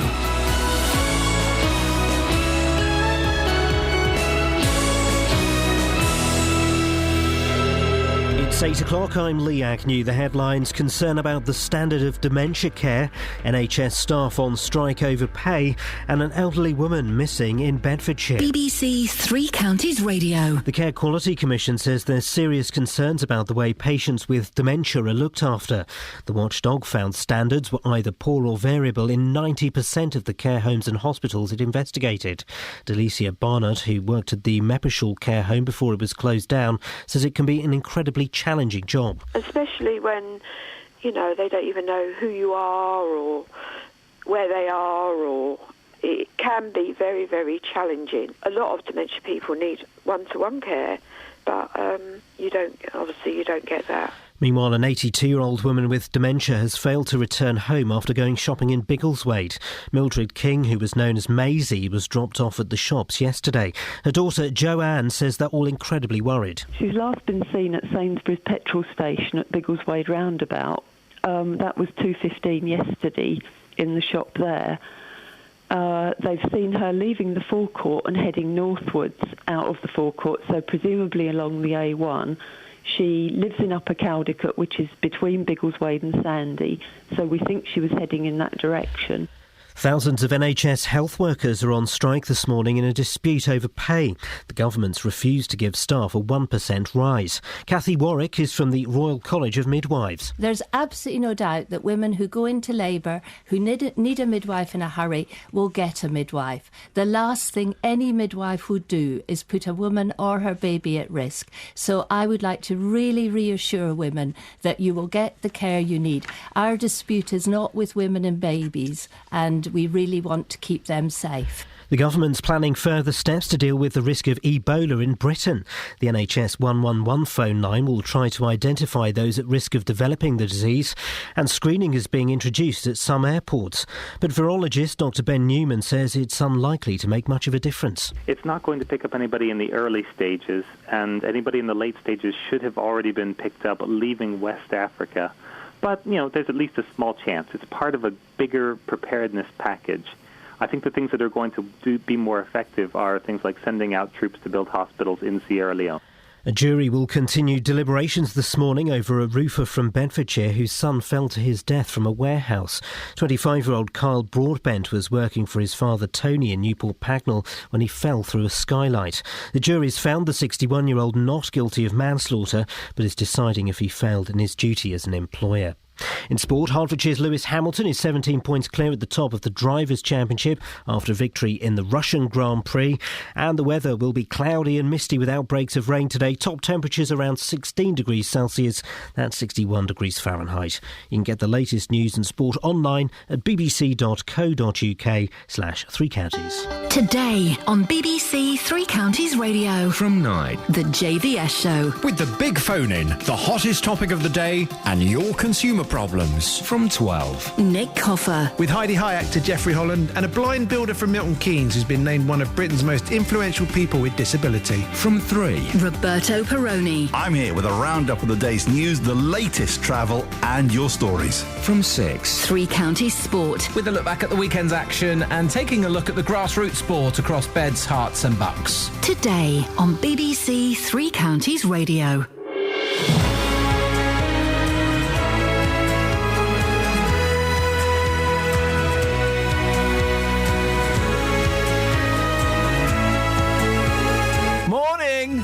This is Iain Lee, BBC Three Counties Radio. Oh, isn't it cold and wet and miserable out there? And I flippin' love it. This is the weather that makes me feel alive. Oh, it's excitement personified. Not personified, obviously, but weatherified. Dementia sufferers are not getting the treatment they deserve. Justin will be reporting on the NHS strike and public displays of affection, people kissing holding hands I can just about get away with, but kissing in public, I don't think so. Thoroughly inappropriate. If you want to take part, you can give us a call. 08459 455 555. Across Beds, Herts and Bucks. This is BBC Three Counties Radio. Across Beds, Herts and Bucks. This is Iain Lee. BBC Three Counties Radio. Now, a report out today by the Care Quality Commission says it's likely that someone with dementia will experience poor care during their time in a home. The government watchdog carried out inspections specifically looking at dementia care in a sample of 129 care homes and 20 hospitals. In 90% of cases, 90%, they found that care was poor or variable. Well, someone who knows more than most about the variation in care between homes is Helen Robinson from Prince's Risborough. Morning, Helen. Thanks for coming in. Your mum, Marion, wasn't it, has dementia and went into a care home recently. That's right. She's 82 years old, and she was diagnosed with vascular dementia about 4 years ago, and it's the second most common form of dementia. And she, for quite a while, we tried to keep her as independent as possible. Yeah. However, it did come to a point where sort of her health and her sort of safety meant that we probably thought that she needed to go into a home. So we started to look at various homes in the areas to see what they were like, which was a challenge in itself, because it's a whole sort of minefield of what these care homes are like, trying to find out information about that before you hand over that very precious care. You're saying that some of them were reluctant to, or kind of slow in letting you know details and letting you go and have a look around? Well, I went to about 10 care homes, and I went unannounced because I wanted to actually see what it was like for myself. But there were things like, for example, you would ask certain questions, and it was, I'd probably say, a little evasive. So, I asked quite a lot of questions because it's a very important decision. Yeah, it's absolutely, it's a very precious person. Yeah. And so you would occasionally get sort of a bit of a non-response to certain questions, like, for example, what was the training like? What are the staff levels like? How do you involve families in being part of the care team? So it was, quite a difficult decision to choose a home. And how does the dementia affect Mum? What is she aware of and what is she unaware of? Well, obviously dementia affects people in very different ways, but for my mum, what's happened to her is it's affected her speech. So she knows words, but she finds it very difficult to find the words to say things. So that's quite a challenge for people to communicate with her. She's obviously got, very short-term memory, and her cognitive abilities are quite limiting. So for things like she needs quite a lot of help with eating, her mobility is not very good. So she needs care with personal care as well. We're not going to name the care home because they're not coming on to put their side of the story. But what persuaded you to go with this specific care home? What was it that swung it for you? Well, I think the initial thing was the first response of when I arrived to say that I was looking for a care home with my mum. They were very welcoming, very open and transparent, which for some of them I found were not. They were very keen to show me, what they could, and they also said that they felt that families were part of the care team, which is so important because we see firsthand exactly what is going on with our families and our loved ones, and to be able to communicate that is really, really important. What's the care been like in the last couple of months?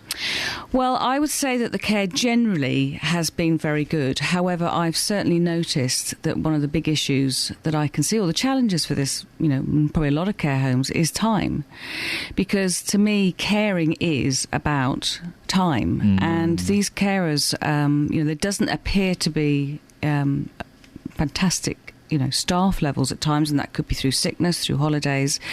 And so there can be some, and I'll use the word lightly, neglect, but I've seen certain things that happen, which, I have got cause for concern, which I have raised. For example, what? Well, to give an example, so my mum, bless her, she's doubly incontinent, and she needs a regime of kind of when, she is changed. And a couple of times, or quite a few times actually, I've gone in and it's quite clear that has not been happened. And there is nothing worse than, witnessing something like those are basic needs.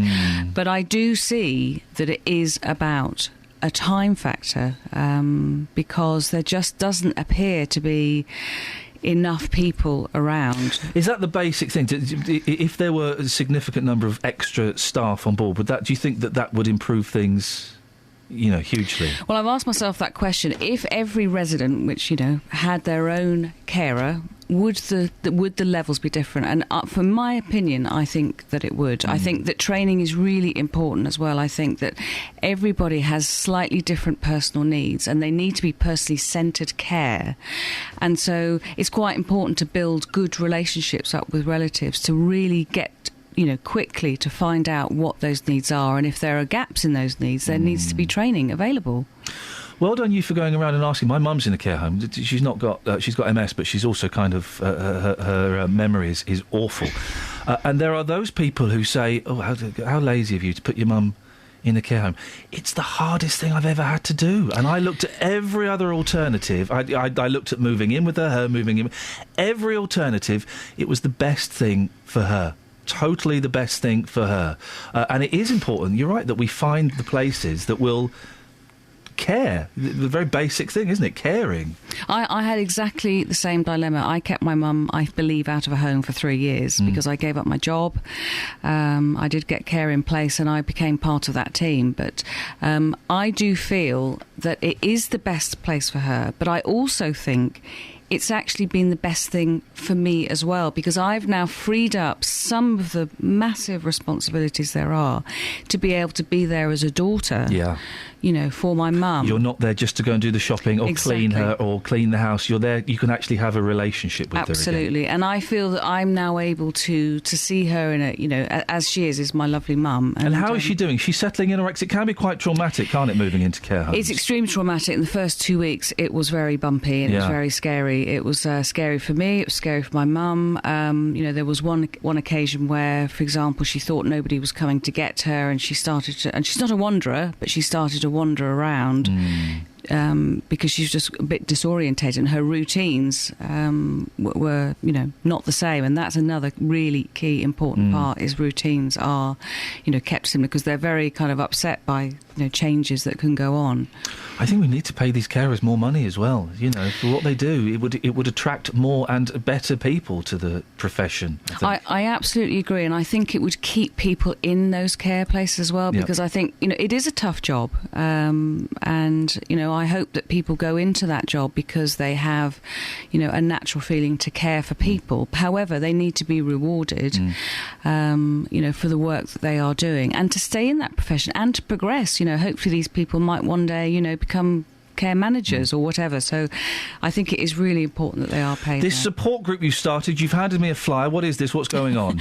Well, thanks for mentioning it, Ian. It's well, I had no choice. You came in to read this out on the air. Not quite like that part. Well, to be honest, because of my experiences that I've had with looking after a parent with dementia, I felt that there was so much information I wish I'd known. I wish I'd had more support, and I decided that, you know, no point in complaining about it, is why not set something up. So I've set up a group called Changing Places 24/7, because I've changed places now looking after my parent, and it's an opportunity for people in a similar situation to get practical advice, emotional support, and we're launching it on the 17th of November in the Princess Centre at Princess Risborough, and we're very fortunate to have a lovely speaker called Marianne Talbot, who's an author of a book called Keeping Mum, who had, both her parents had dementia. And she looked after her mother at home, who eventually went into a care home. So I'm very, very lucky to have had some fantastic support and funding from the council, Bucks County Council. Changingplaces247.co.uk is the website. You can email changingplaces247@gmail.com. You're right, a support group is kind of exactly what's needed, because it's a really lonely... I felt ashamed when I put Mum into a care home. Me and my sister had to make the decision against the will of my aunts, against the will of other people, and we had to make... And I felt ashamed. I thought I'd let her down. It's probably 6 years now. 6 years on, I can see actually it was the best thing ever. It absolutely is, and I agree that I think that whilst, you know, the main support is obviously for your parent, is that the people who care need as much, you know, support as possible. And I think that in a group like this, you will be, you know, welcomed, and you'll see that everybody goes through the same thing. Changingplaces247.co.uk is the website. Helen, thank you so much for coming in. Thank you for asking. Best of luck to Mum. 08459 455 555.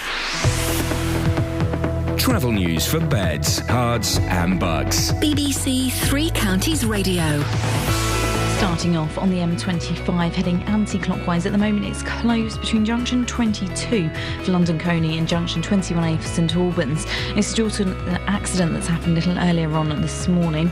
Taking a look so far at the M1, that's looking very heavy on the sensors between junction 13 at Bedford and junction 6A for the M25. The M40 in London bound, very heavy between junction 2 at Beaconsfield and junction 1A for the M25. And queuing on the A40 Western Avenue between Oxford Road and Gypsy Corner on camera. Disruption at the moment on Great Northern between Letchworth Garden City and Moorgate, and that's all due to some overrunning engineering works. Nicola Richards, BBC Three Counties Radio. Thank you, Nicola. Right, it's 8:16 or thereabouts. It's Monday, the 13th of October. I'm Iain Lee. These are your headlines on BBC Three Counties Radio. Health inspectors have found that 90% of care homes and hospitals don't look after people with dementia properly. NHS staff, including nurses and midwives, have gone on strike over pay this morning. And campaigners in Bedford say they'll fight plans to put fluoride back into the water. BBC Three Counties Radio.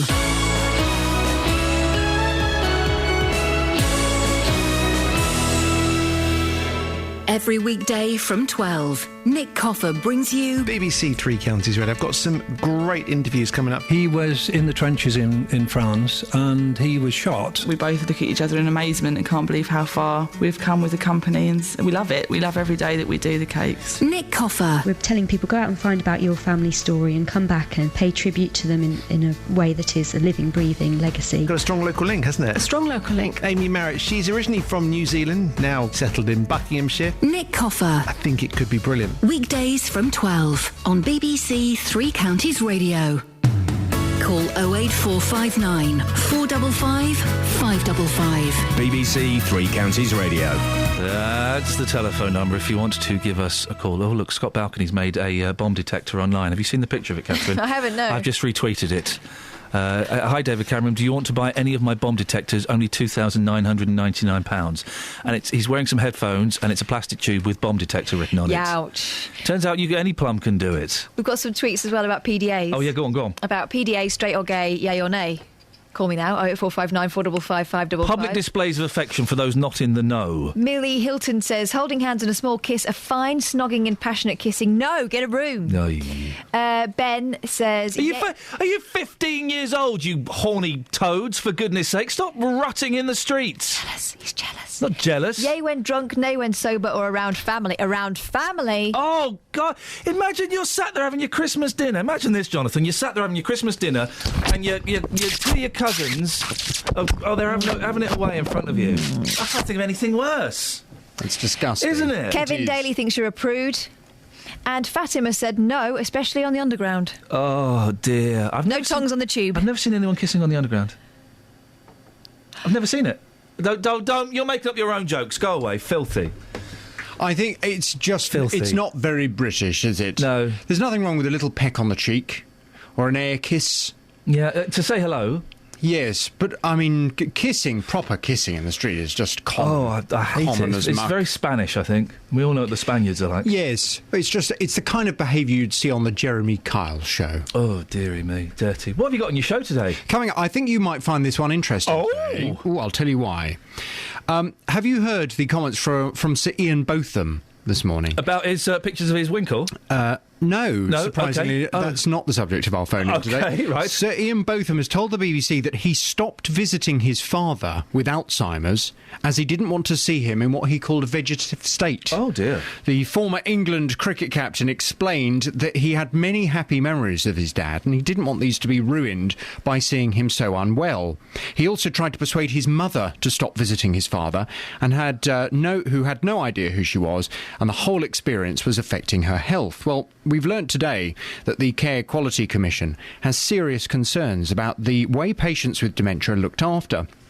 And Sir Iain Botham's confession will raise further questions about the way families and carers should cope with the disease. Well, from 9 this morning, I'm asking, do you understand why Sir Iain Botham didn't want to visit his father with Alzheimer's? Can you understand? I can understand why he didn't want to visit his father with Alzheimer's. I can't understand why he didn't visit his father with Alzheimer's. He says, don't judge me unless you've been there. I mean, your mum's in a care home. Yeah. Your mum doesn't have Alzheimer's, though, does she? No, but she has similar effects in that her memory is awful and she gets very, very confused. And my granddad had Alzheimer's and he didn't recognise us when we used to go and see him. I don't know the full story. Maybe there's more to it. But, I can totally understand why he didn't want to. I think it's... disappointing that he didn't. It's actually, having listened, and I'll play the interview with him at 9 o'clock, it's actually quite clear-cut. He said that as the disease progressed, his father didn't recognise him. His father was behaving, as he describes him, like a vegetable. and he didn't want to see it anymore. So he said, I'm not going to see my dad anymore. On the strength of what you told me, I think that's disgusting. Really? Yeah, I think it's disgusting. Well, from 9 this morning, I'm going to ask you, do you understand why Sir Iain Botham didn't want to visit his father with Alzheimer's? 08459 455 555. On FM, AM, online and digital radio. This is Iain Lee. On BBC Three Counties Radio. Off air, I just told Jonathan Vernon-Smith exactly what I think of Iain Botham. Exactly what I think. What have you got, Catherine? This is from an anonymous person, but you'll understand why. Hello, Anonymous. As a home carer, I'm going to say all the carers are good. Our problem is the brutal hours. I left at 6 this morning. If nothing goes wrong, I'm hoping to be home for 10 tonight. Yeah. I work 13 days on 1 day off, and I'm exhausted all the time. We just need more carers. Simple. And also, if you're visiting homes, then you will have 15-minute windows, 30-minute windows, maybe an hour. Yeah, it depends. But probably 15-minute windows. And then you'll have 15 minutes to travel 10 miles to the next person. And if you're late for that, well, then there's a whole domino effect. My grand's carer could give her 10 minutes. Yeah. 10 minutes. What can you do in 10 minutes? You can make a cup of tea. Oh, and you can check your book to show that you've been there. You can get their meal. You can't sit there and eat it with them. Unbelievable.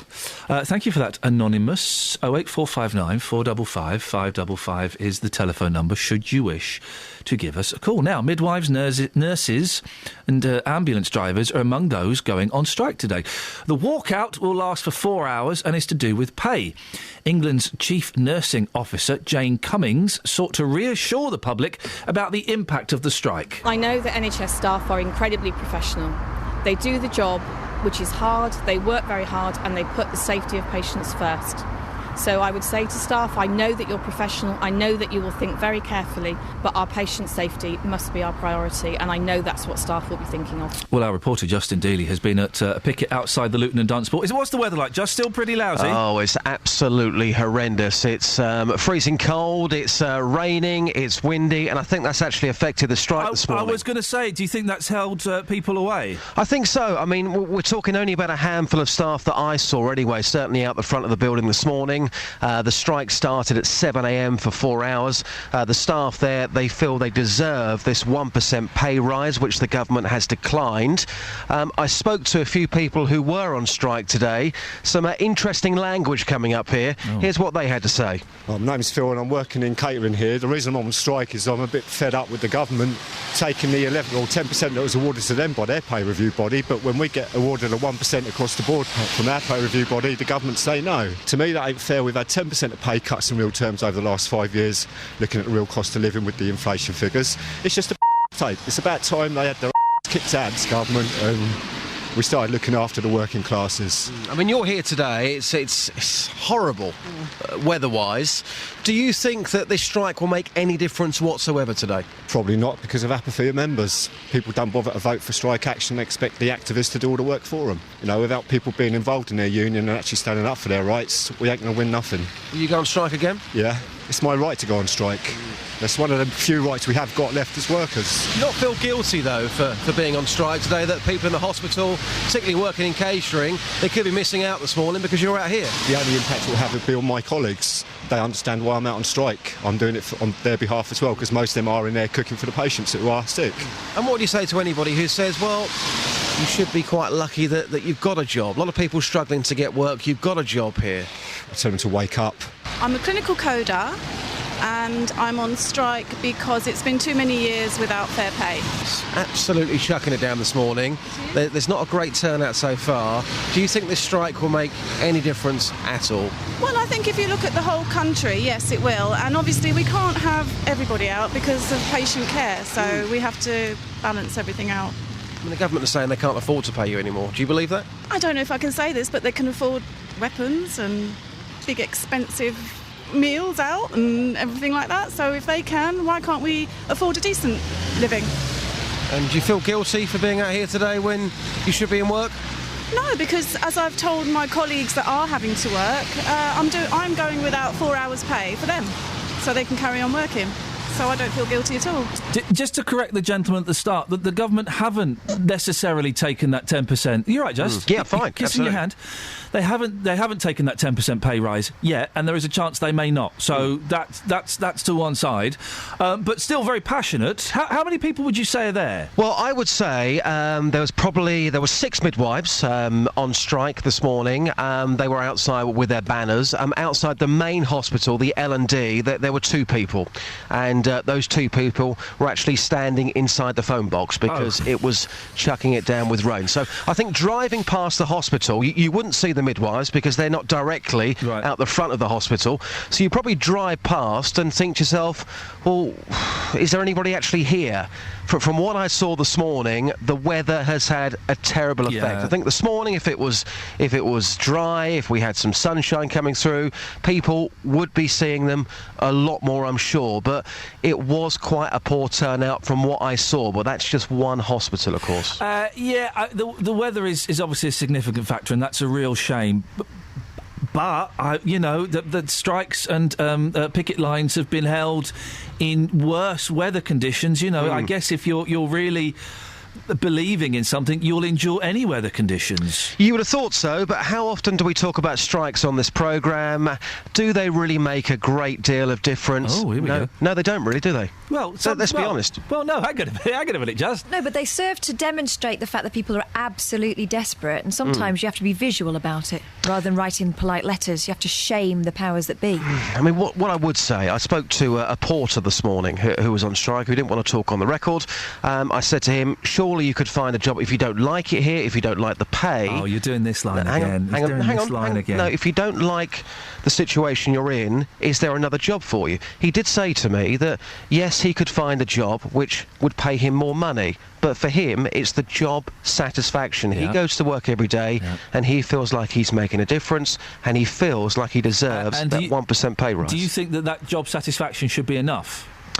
He's greedy for asking for a 1% pay rise. No, I'm not saying he's greedy at all. I just put the point to him, if you're unhappy with the pay situation, could you not get better money elsewhere? Yes, he could, but he really likes his job and he wants to fight for it. It's called fighting for a principle, so it's not necessarily just for him, it's for everyone else that comes afterwards. And if we hadn't had that throughout history, we'd still be stuck in the Dark Ages. And of course we should. It seems pretty obvious to me that we should pay hospital staff a little bit more. It does seem obvious, but if the government are saying that they haven't got the money to pay them being out of the front of the hospital today, if there's no money to pay them, according to the government, they're wasting their time, aren't they? They're not, because you've gone down there and we're talking about it. So, so in terms of, will they get the pay rise because of this? Probably not. But are people now slightly more aware of their plight? Yeah, they are. So that's worked. It has worked, but then again, later on that'll be forgotten, won't it? Are you not feeling the vibe on this one? It's not a case of me not feeling the vibe.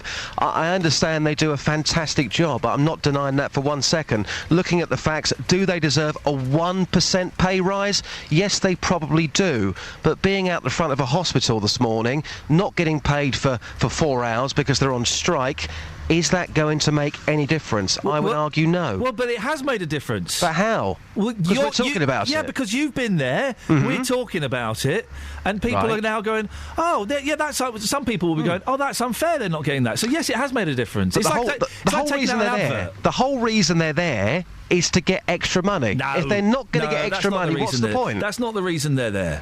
Because they know they won't get the extra 1% by standing outside a hospital. They know that won't happen. So they want people to know that they're passionate about their job and they deserve more. They're there to highlight a perceived injustice. But all I'm saying is the whole point of a strike, to get back to it, today, the reason they're standing there is because they want the 1% pay rise. That is not going to happen. No, but that's not the... hello, is this on? That's not what the point of the strike is. So they're on strike today over pay. Yes. And they're not going to get the pay rise. Correct. But you're telling me they still have achieved what they wanted to do. Yeah, because they want to get public sympathy on their side. That's where the pressure will come from. That's where the change might come from. Don't get it, guys. Sorry. I don't get what you're saying. I really don't. I really don't. Justin, public displays of affection. Do you reckon we could have that by 9? Yeah, sure. Good lad. Thank you, Just. Travel news for beds, cards and bugs. BBC Three Counties Radio.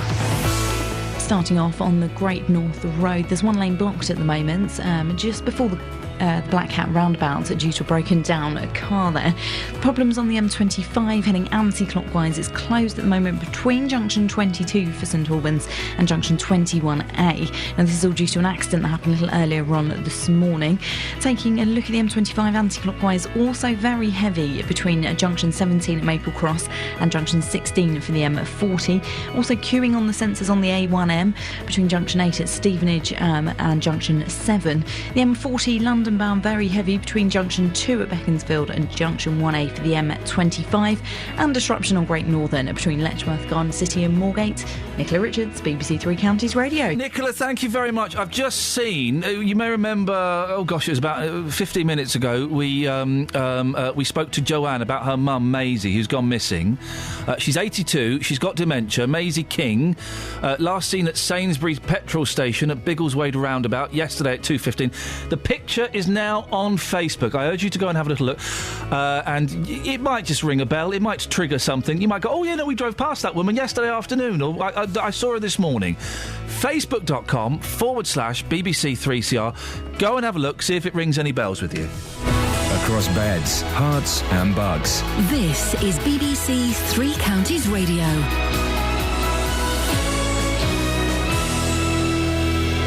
It's 8:30. I'm Lee Agnew. The headlines. The Care Quality Commission says there's serious concerns about the way patients with dementia are looked after.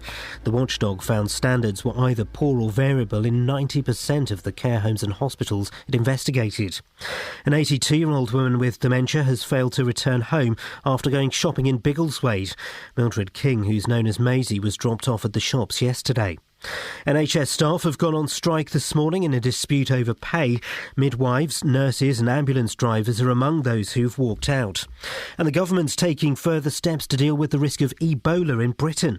The NHS non-emergency 111 phone line will screen callers to identify those at risk of developing the disease. And the weather will be cloudy and misty with outbreaks of rain. Top temperatures around 16 degrees Celsius, 61 degrees Fahrenheit. Three Counties Sports. BBC Three Counties Radio. Lewis Hamilton won the Russian Grand Prix to extend his lead in the Formula One Drivers' Championship to 17 points. The result also means Mercedes have won the Constructors' Championship. Hamilton says it tops off a perfect outcome to the race. We did a great job as a team. It's history for us, so I feel very proud to be a part of it. Me, Nico, and all the team members. To get the first Constructors' Championship for Mercedes-Benz is amazing, and so it's a beautiful day. It was a 1-0 win for England in their Euro 2016 qualifier against Estonia. Despite being rested for most of the game, England manager Roy Hodgson says there's nothing wrong with Raheem Sterling. Pretty early in the second half we put him on, so there's nothing at all wrong with him. I'm sure he'll go back to Liverpool, he'll be fine. It was just quite simply a situation that one player's feeling a bit tired, another player's in great form.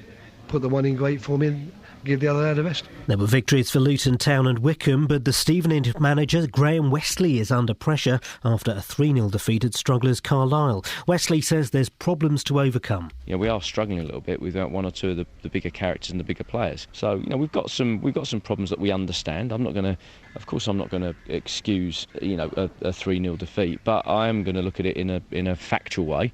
And look at the attacking, look at the defending, and make sure we go away and improve upon it, because next week is a home fixture and we need to make sure we bounce back with 3 points. And in rugby union, Bedford lost by a single point to Cornish Pirates, 35-34 in the British and Irish Cup. BBC Three Counties News and Sport, more at 9 o'clock. Here we come, walking down the street.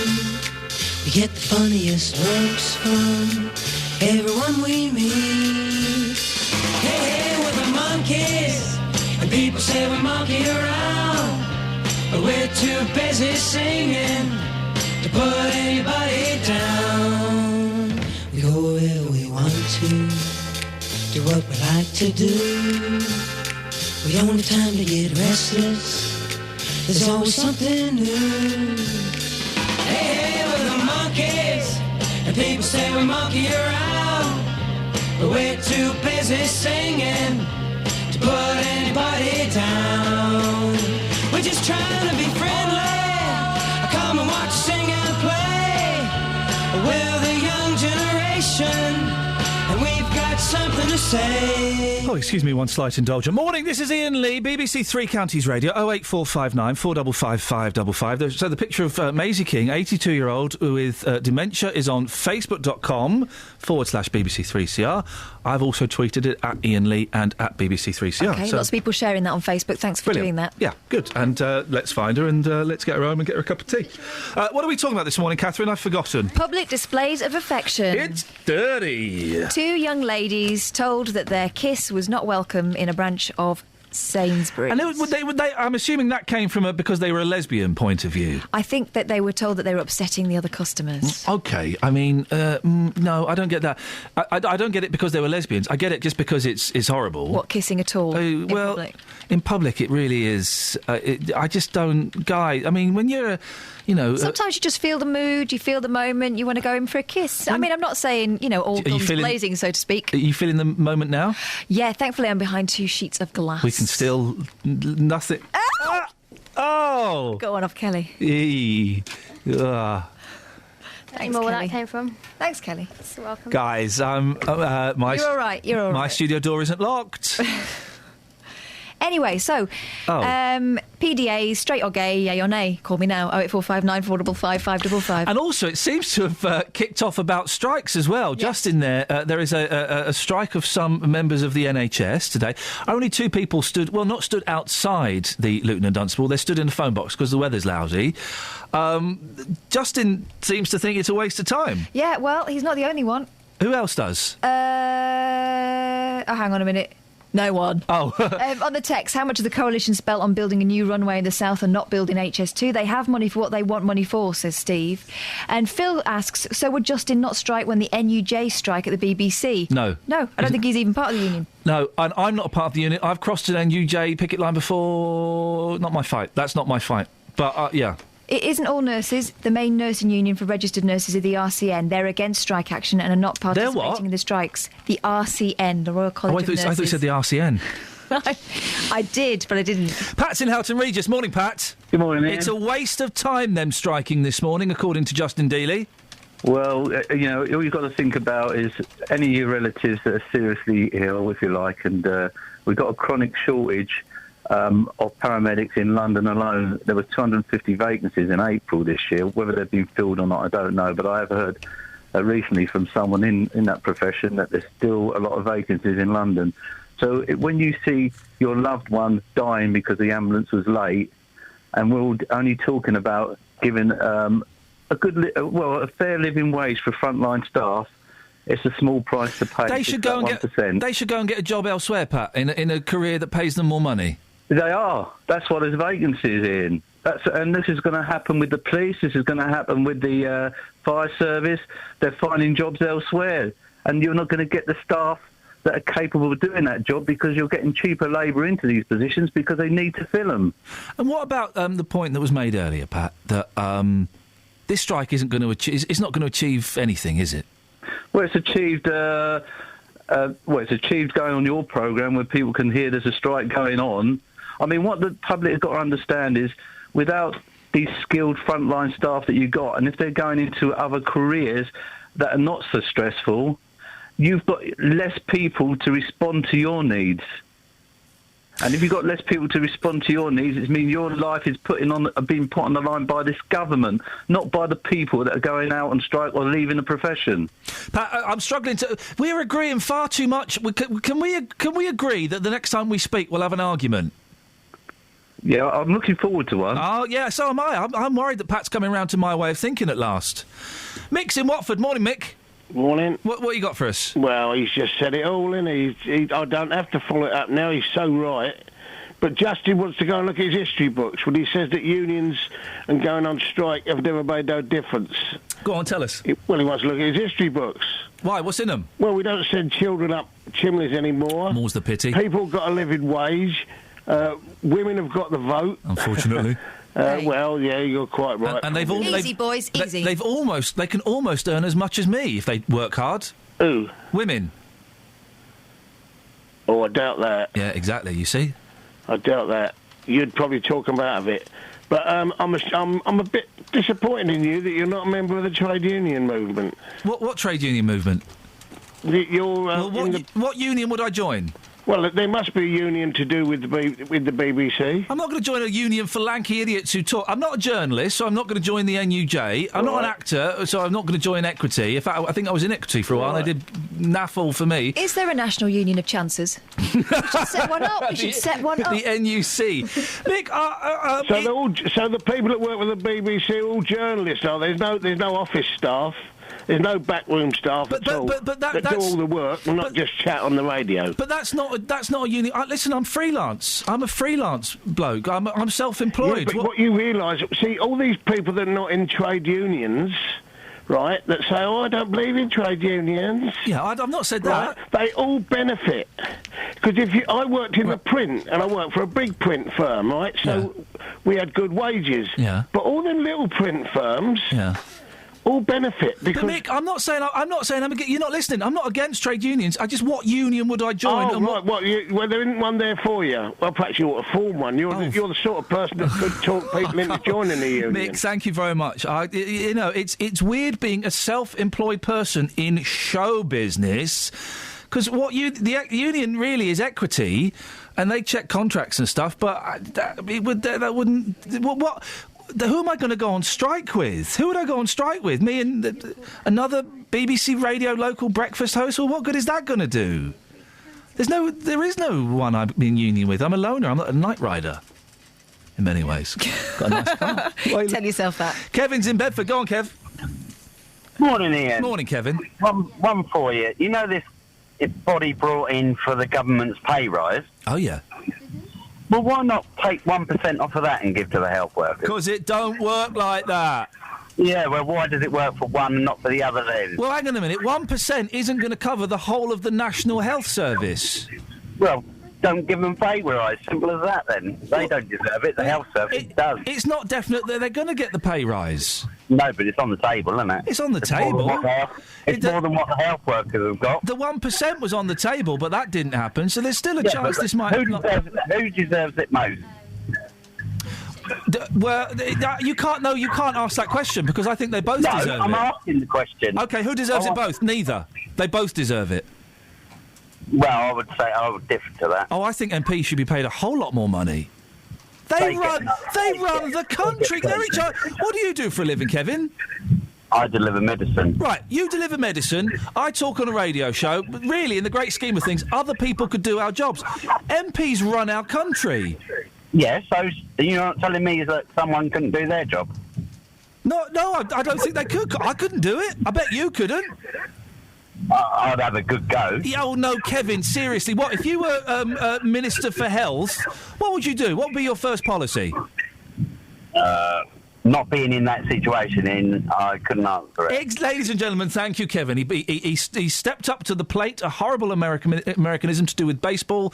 He realised it was baseball and not football. He stepped away from the plate. I've run the plates. Really? It's great fun, At the end of the match, you're allowed to have a little run round. Oh, a little cheeky run. Yeah. Baseball's just like rounders for girls, isn't it? Very much so, yeah. I love rounders. For girls. You know Jack in Cambridge? Rounders. We should get a rounders team going, guys. Totes get a... I've got a great idea. What is it? We should get a rounders team going. Great idea. Next year. Is it an actual idea that you want to do? Because you know how you come up with ideas. No, don't. And then I don't. You don't want to do them. Nah, thanks. You know Jack in Cambridge? Yeah. He sent us a text. Hey, go on. The key point you haven't reported about the strikes is that it's a 1% increase on top of an automatic increase based on length of service.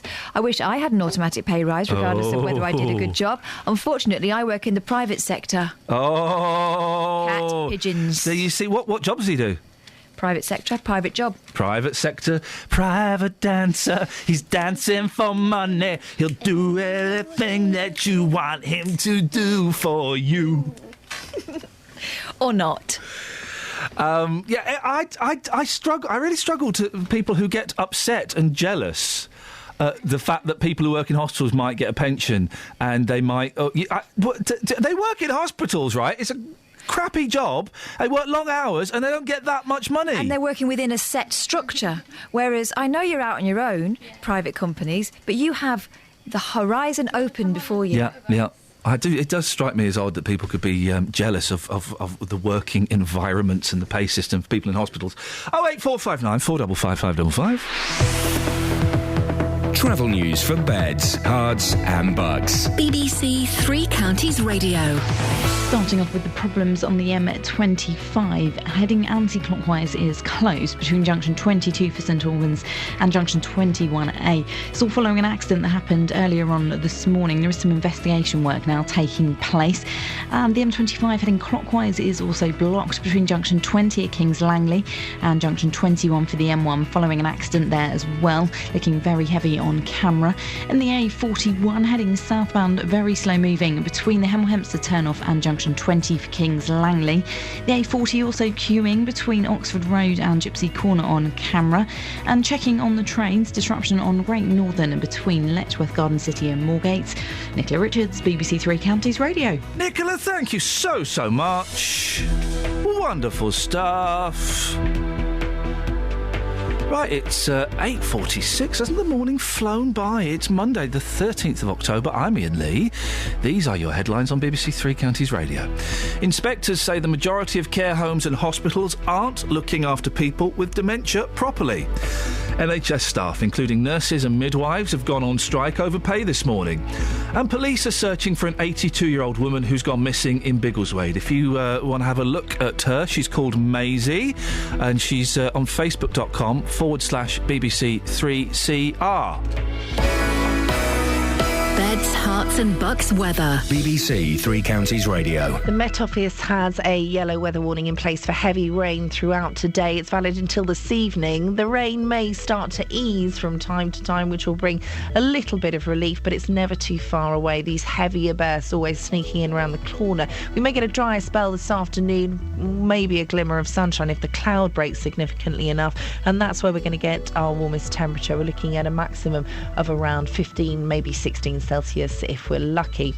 Now, this rain, however, will gradually start to die out overnight, becoming lighter. The wind falls light overnight as well. Minimum temperature 10 Celsius. Could see a bit of mist and murk develop, though, for tomorrow morning. A rather cloudy and damp day for Tuesday. Outbreaks of rain still. Northerly breeze, but despite that, the temperature still managing to get up to around 15 Celsius. And that's your forecast.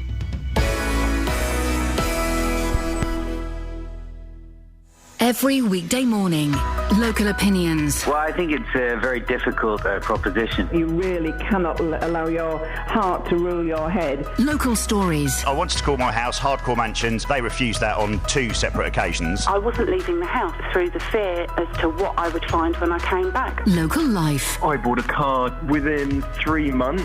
It's rusty. They said that the deposit would be forthcoming. It wasn't. The JVS Show. Weekdays from 9 on BBC Three Counties Radio.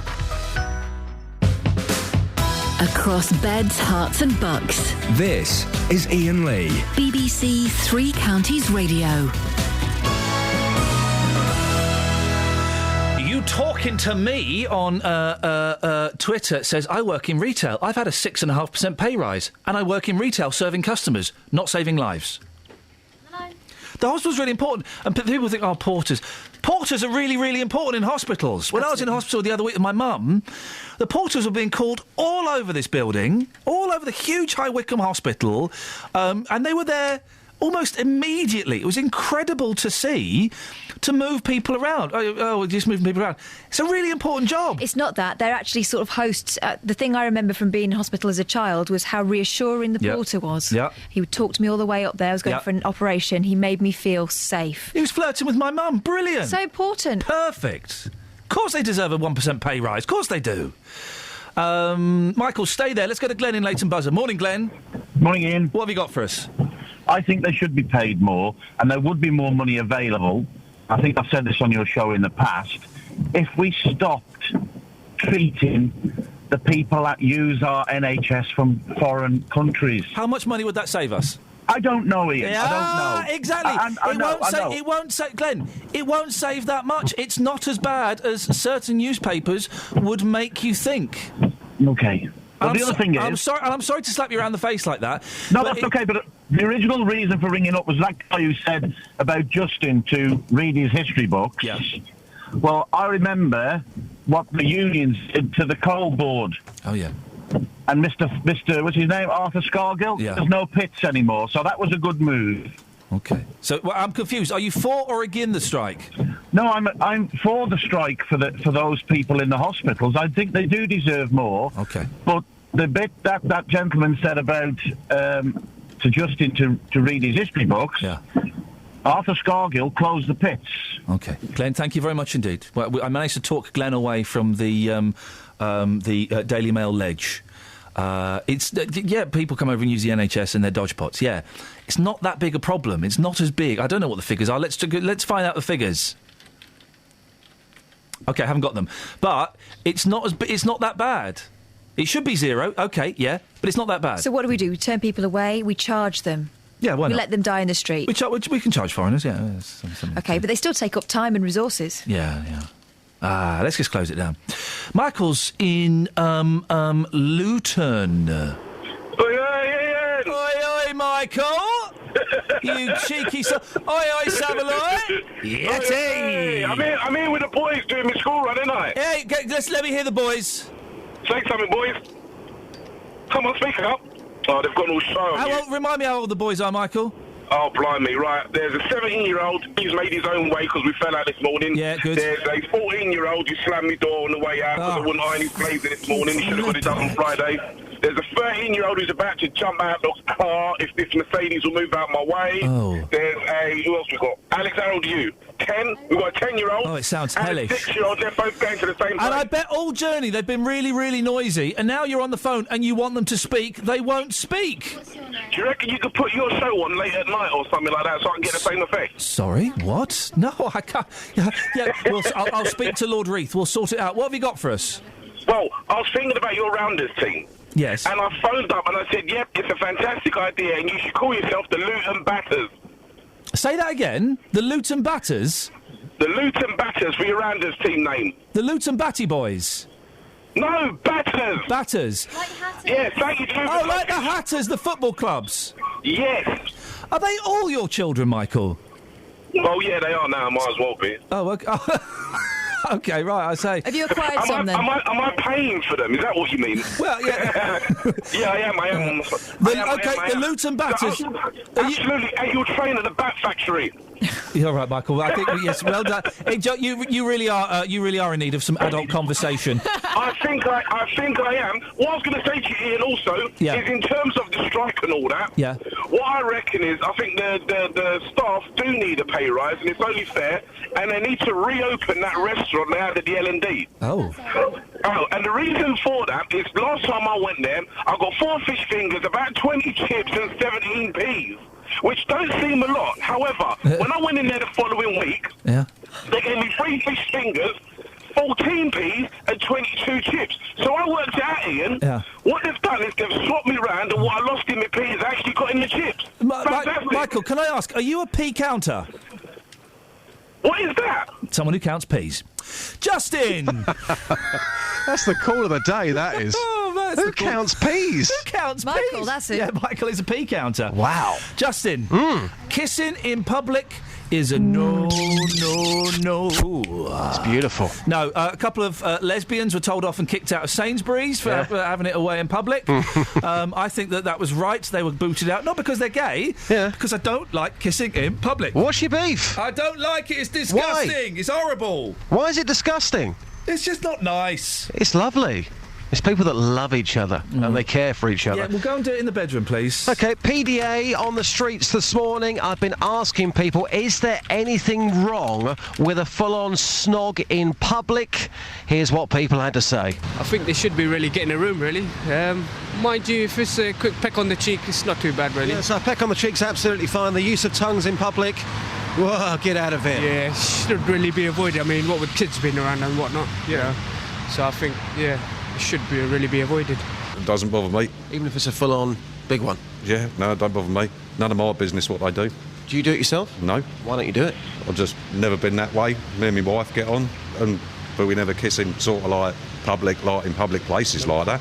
Is that because you're a bloke and you don't want to be seen as a sensitive, caring, loving, romantic? You're a geezer. Yeah, that's right, yeah. Yeah. What's wrong with it? It shows that people are happy in this world. What do you think, madam? I don't speak. You don't speak? No. Madam, you're here with your 2 young children today. How would you feel if there was a couple, in for argument's sake, at a supermarket and they were having a full-on snog? I wouldn't mind. Even in front of your children? No, I don't mind. Yeah. Nothing wrong with it. I don't think there's anything wrong with it as long as it's your partner. It just depends. Snogging, showing passion. What's wrong with that? Brilliant. So if you were in Sainsbury's picking up your sausages and you saw a couple having a little snog, you'd say good on you. Picking up what, sorry? Sausages. Sausages. Okay, right. No, I wouldn't say anything. I'm in there to pick up sausages, so what am I going to interfere with them for? You just pick up your sausages and move on. And move on. Sausages. Justin, excellent stuff. I'm going to move on because Sam's in Hertfordshire. Morning, Sam. Hi. Sam, you're going to tell us how much you think foreigners cost the NHS. You're going to give us the mythical figure. Go on. Right, OK. Well, I'm driving, so I can't check this out, but I'm sure I read something last week that by the government's own estimate, it costs our NHS $2 billion a year to treat foreign nationals. So actually, if that figure is true, then I think it's a bit of an issue. And that figure isn't true. That figure isn't true. Well, I'm saying I think I read something last week which puts the government's own figures own estimate. You did read that, and those figures have been questioned. The figures come from Creative Research, which is a research firm that was commissioned by the Department of Health. They come up with $2 billion. So lots of people have been going, hang on a second, let me look at this. And it's probably at most 300 million, and a lot of that money is expats coming back for treatment. So it's a big gap between 300 million and 2 billion. And also, of that 300 million pounds, we get a lot of it back from the countries they come from. So it's only about 190 million. I'm not convinced we get much of it back, actually. No, we do. Okay, if you know that for sure, then fair enough. Yep. Okay, then. Thank you, Sam. That was a pony-in. A little pony-in. I knew someone was going to come up with the 2 billion. It's an estimate. It's a wildly... But it's considered by many to be a wildly inaccurate estimate. And it's somewhere around £300 million. And a lot of those are British expats coming back. Gosh, what have you been reading? Channel 4 website. Channel 4. Well, I was talking to Sam. Oh. I was reading it just... Nice of Sam to call in, though. Sorry? It was nice of Sam to call in with the information that she heard. Yeah. She was filling us in. It's scaremongering. It's scaremongering by the government to say £2 billion. It's not accurate. And that's a shame that they feel they have to do that. I'm going to have a proper read of this. It's actually quite interesting. I thought that was coming out of your mind. Nothing comes out of my mind. Nothing comes out of my mind. It's all come out of somebody else's mind. They've written it down, and I just recycle it. I think we're done, innit? So would you rather lose a finger or a toe? I would rather lose a finger, and it would be the ring finger on my left hand. No. Thanks for asking. Travel news for beds, cards and bugs. BBC Three Counties Radio. Starting off with the problems on the M25, heading anti-clockwise, it's closed between junction 22 for London Colney and junction 21A at St Albans. This is all due to an accident that happened earlier on this morning. There is a diversion in place via the Hollow Square on the A1081, the A414 and the A405. Heading clockwise on the M25, there's a lane closed on the exit slip road at junction 21 for the M1. And having a look so far at the M40, very heavy moving London bound between junction 4 for High Wycombe Handy Cross roundabout and junction 2 for Beaconsfield. Taking a look at the trains, disruption on Great Northern between Letchworth Garden City and Moorgate. Nicola Richards, BBC Three Counties Radio. Thank you, Nicola. Facebook.com/BBC3CR. Going to have a look at a picture of Maisie, see if you recognise her. Have you seen her in the last couple of days? Loads of people on there saying they were out searching for her last night. Well, hopefully tomorrow we'll be able to report the good news that we found her. Let's keep our fingers crossed. Until tomorrow at 6, from us, ta-ta. Local and vocal across beds, hearts and bucks. This is BBC Three Counties Radio. Thank you, Iain. Good morning. Well, is it? Miserable out there, isn't it? Welcome to the JVS show. I'm Jonathan Vernon Smith. It's Monday. And on today's Big Phone-In, do you understand why Sir Ian Botham didn't want to visit his father without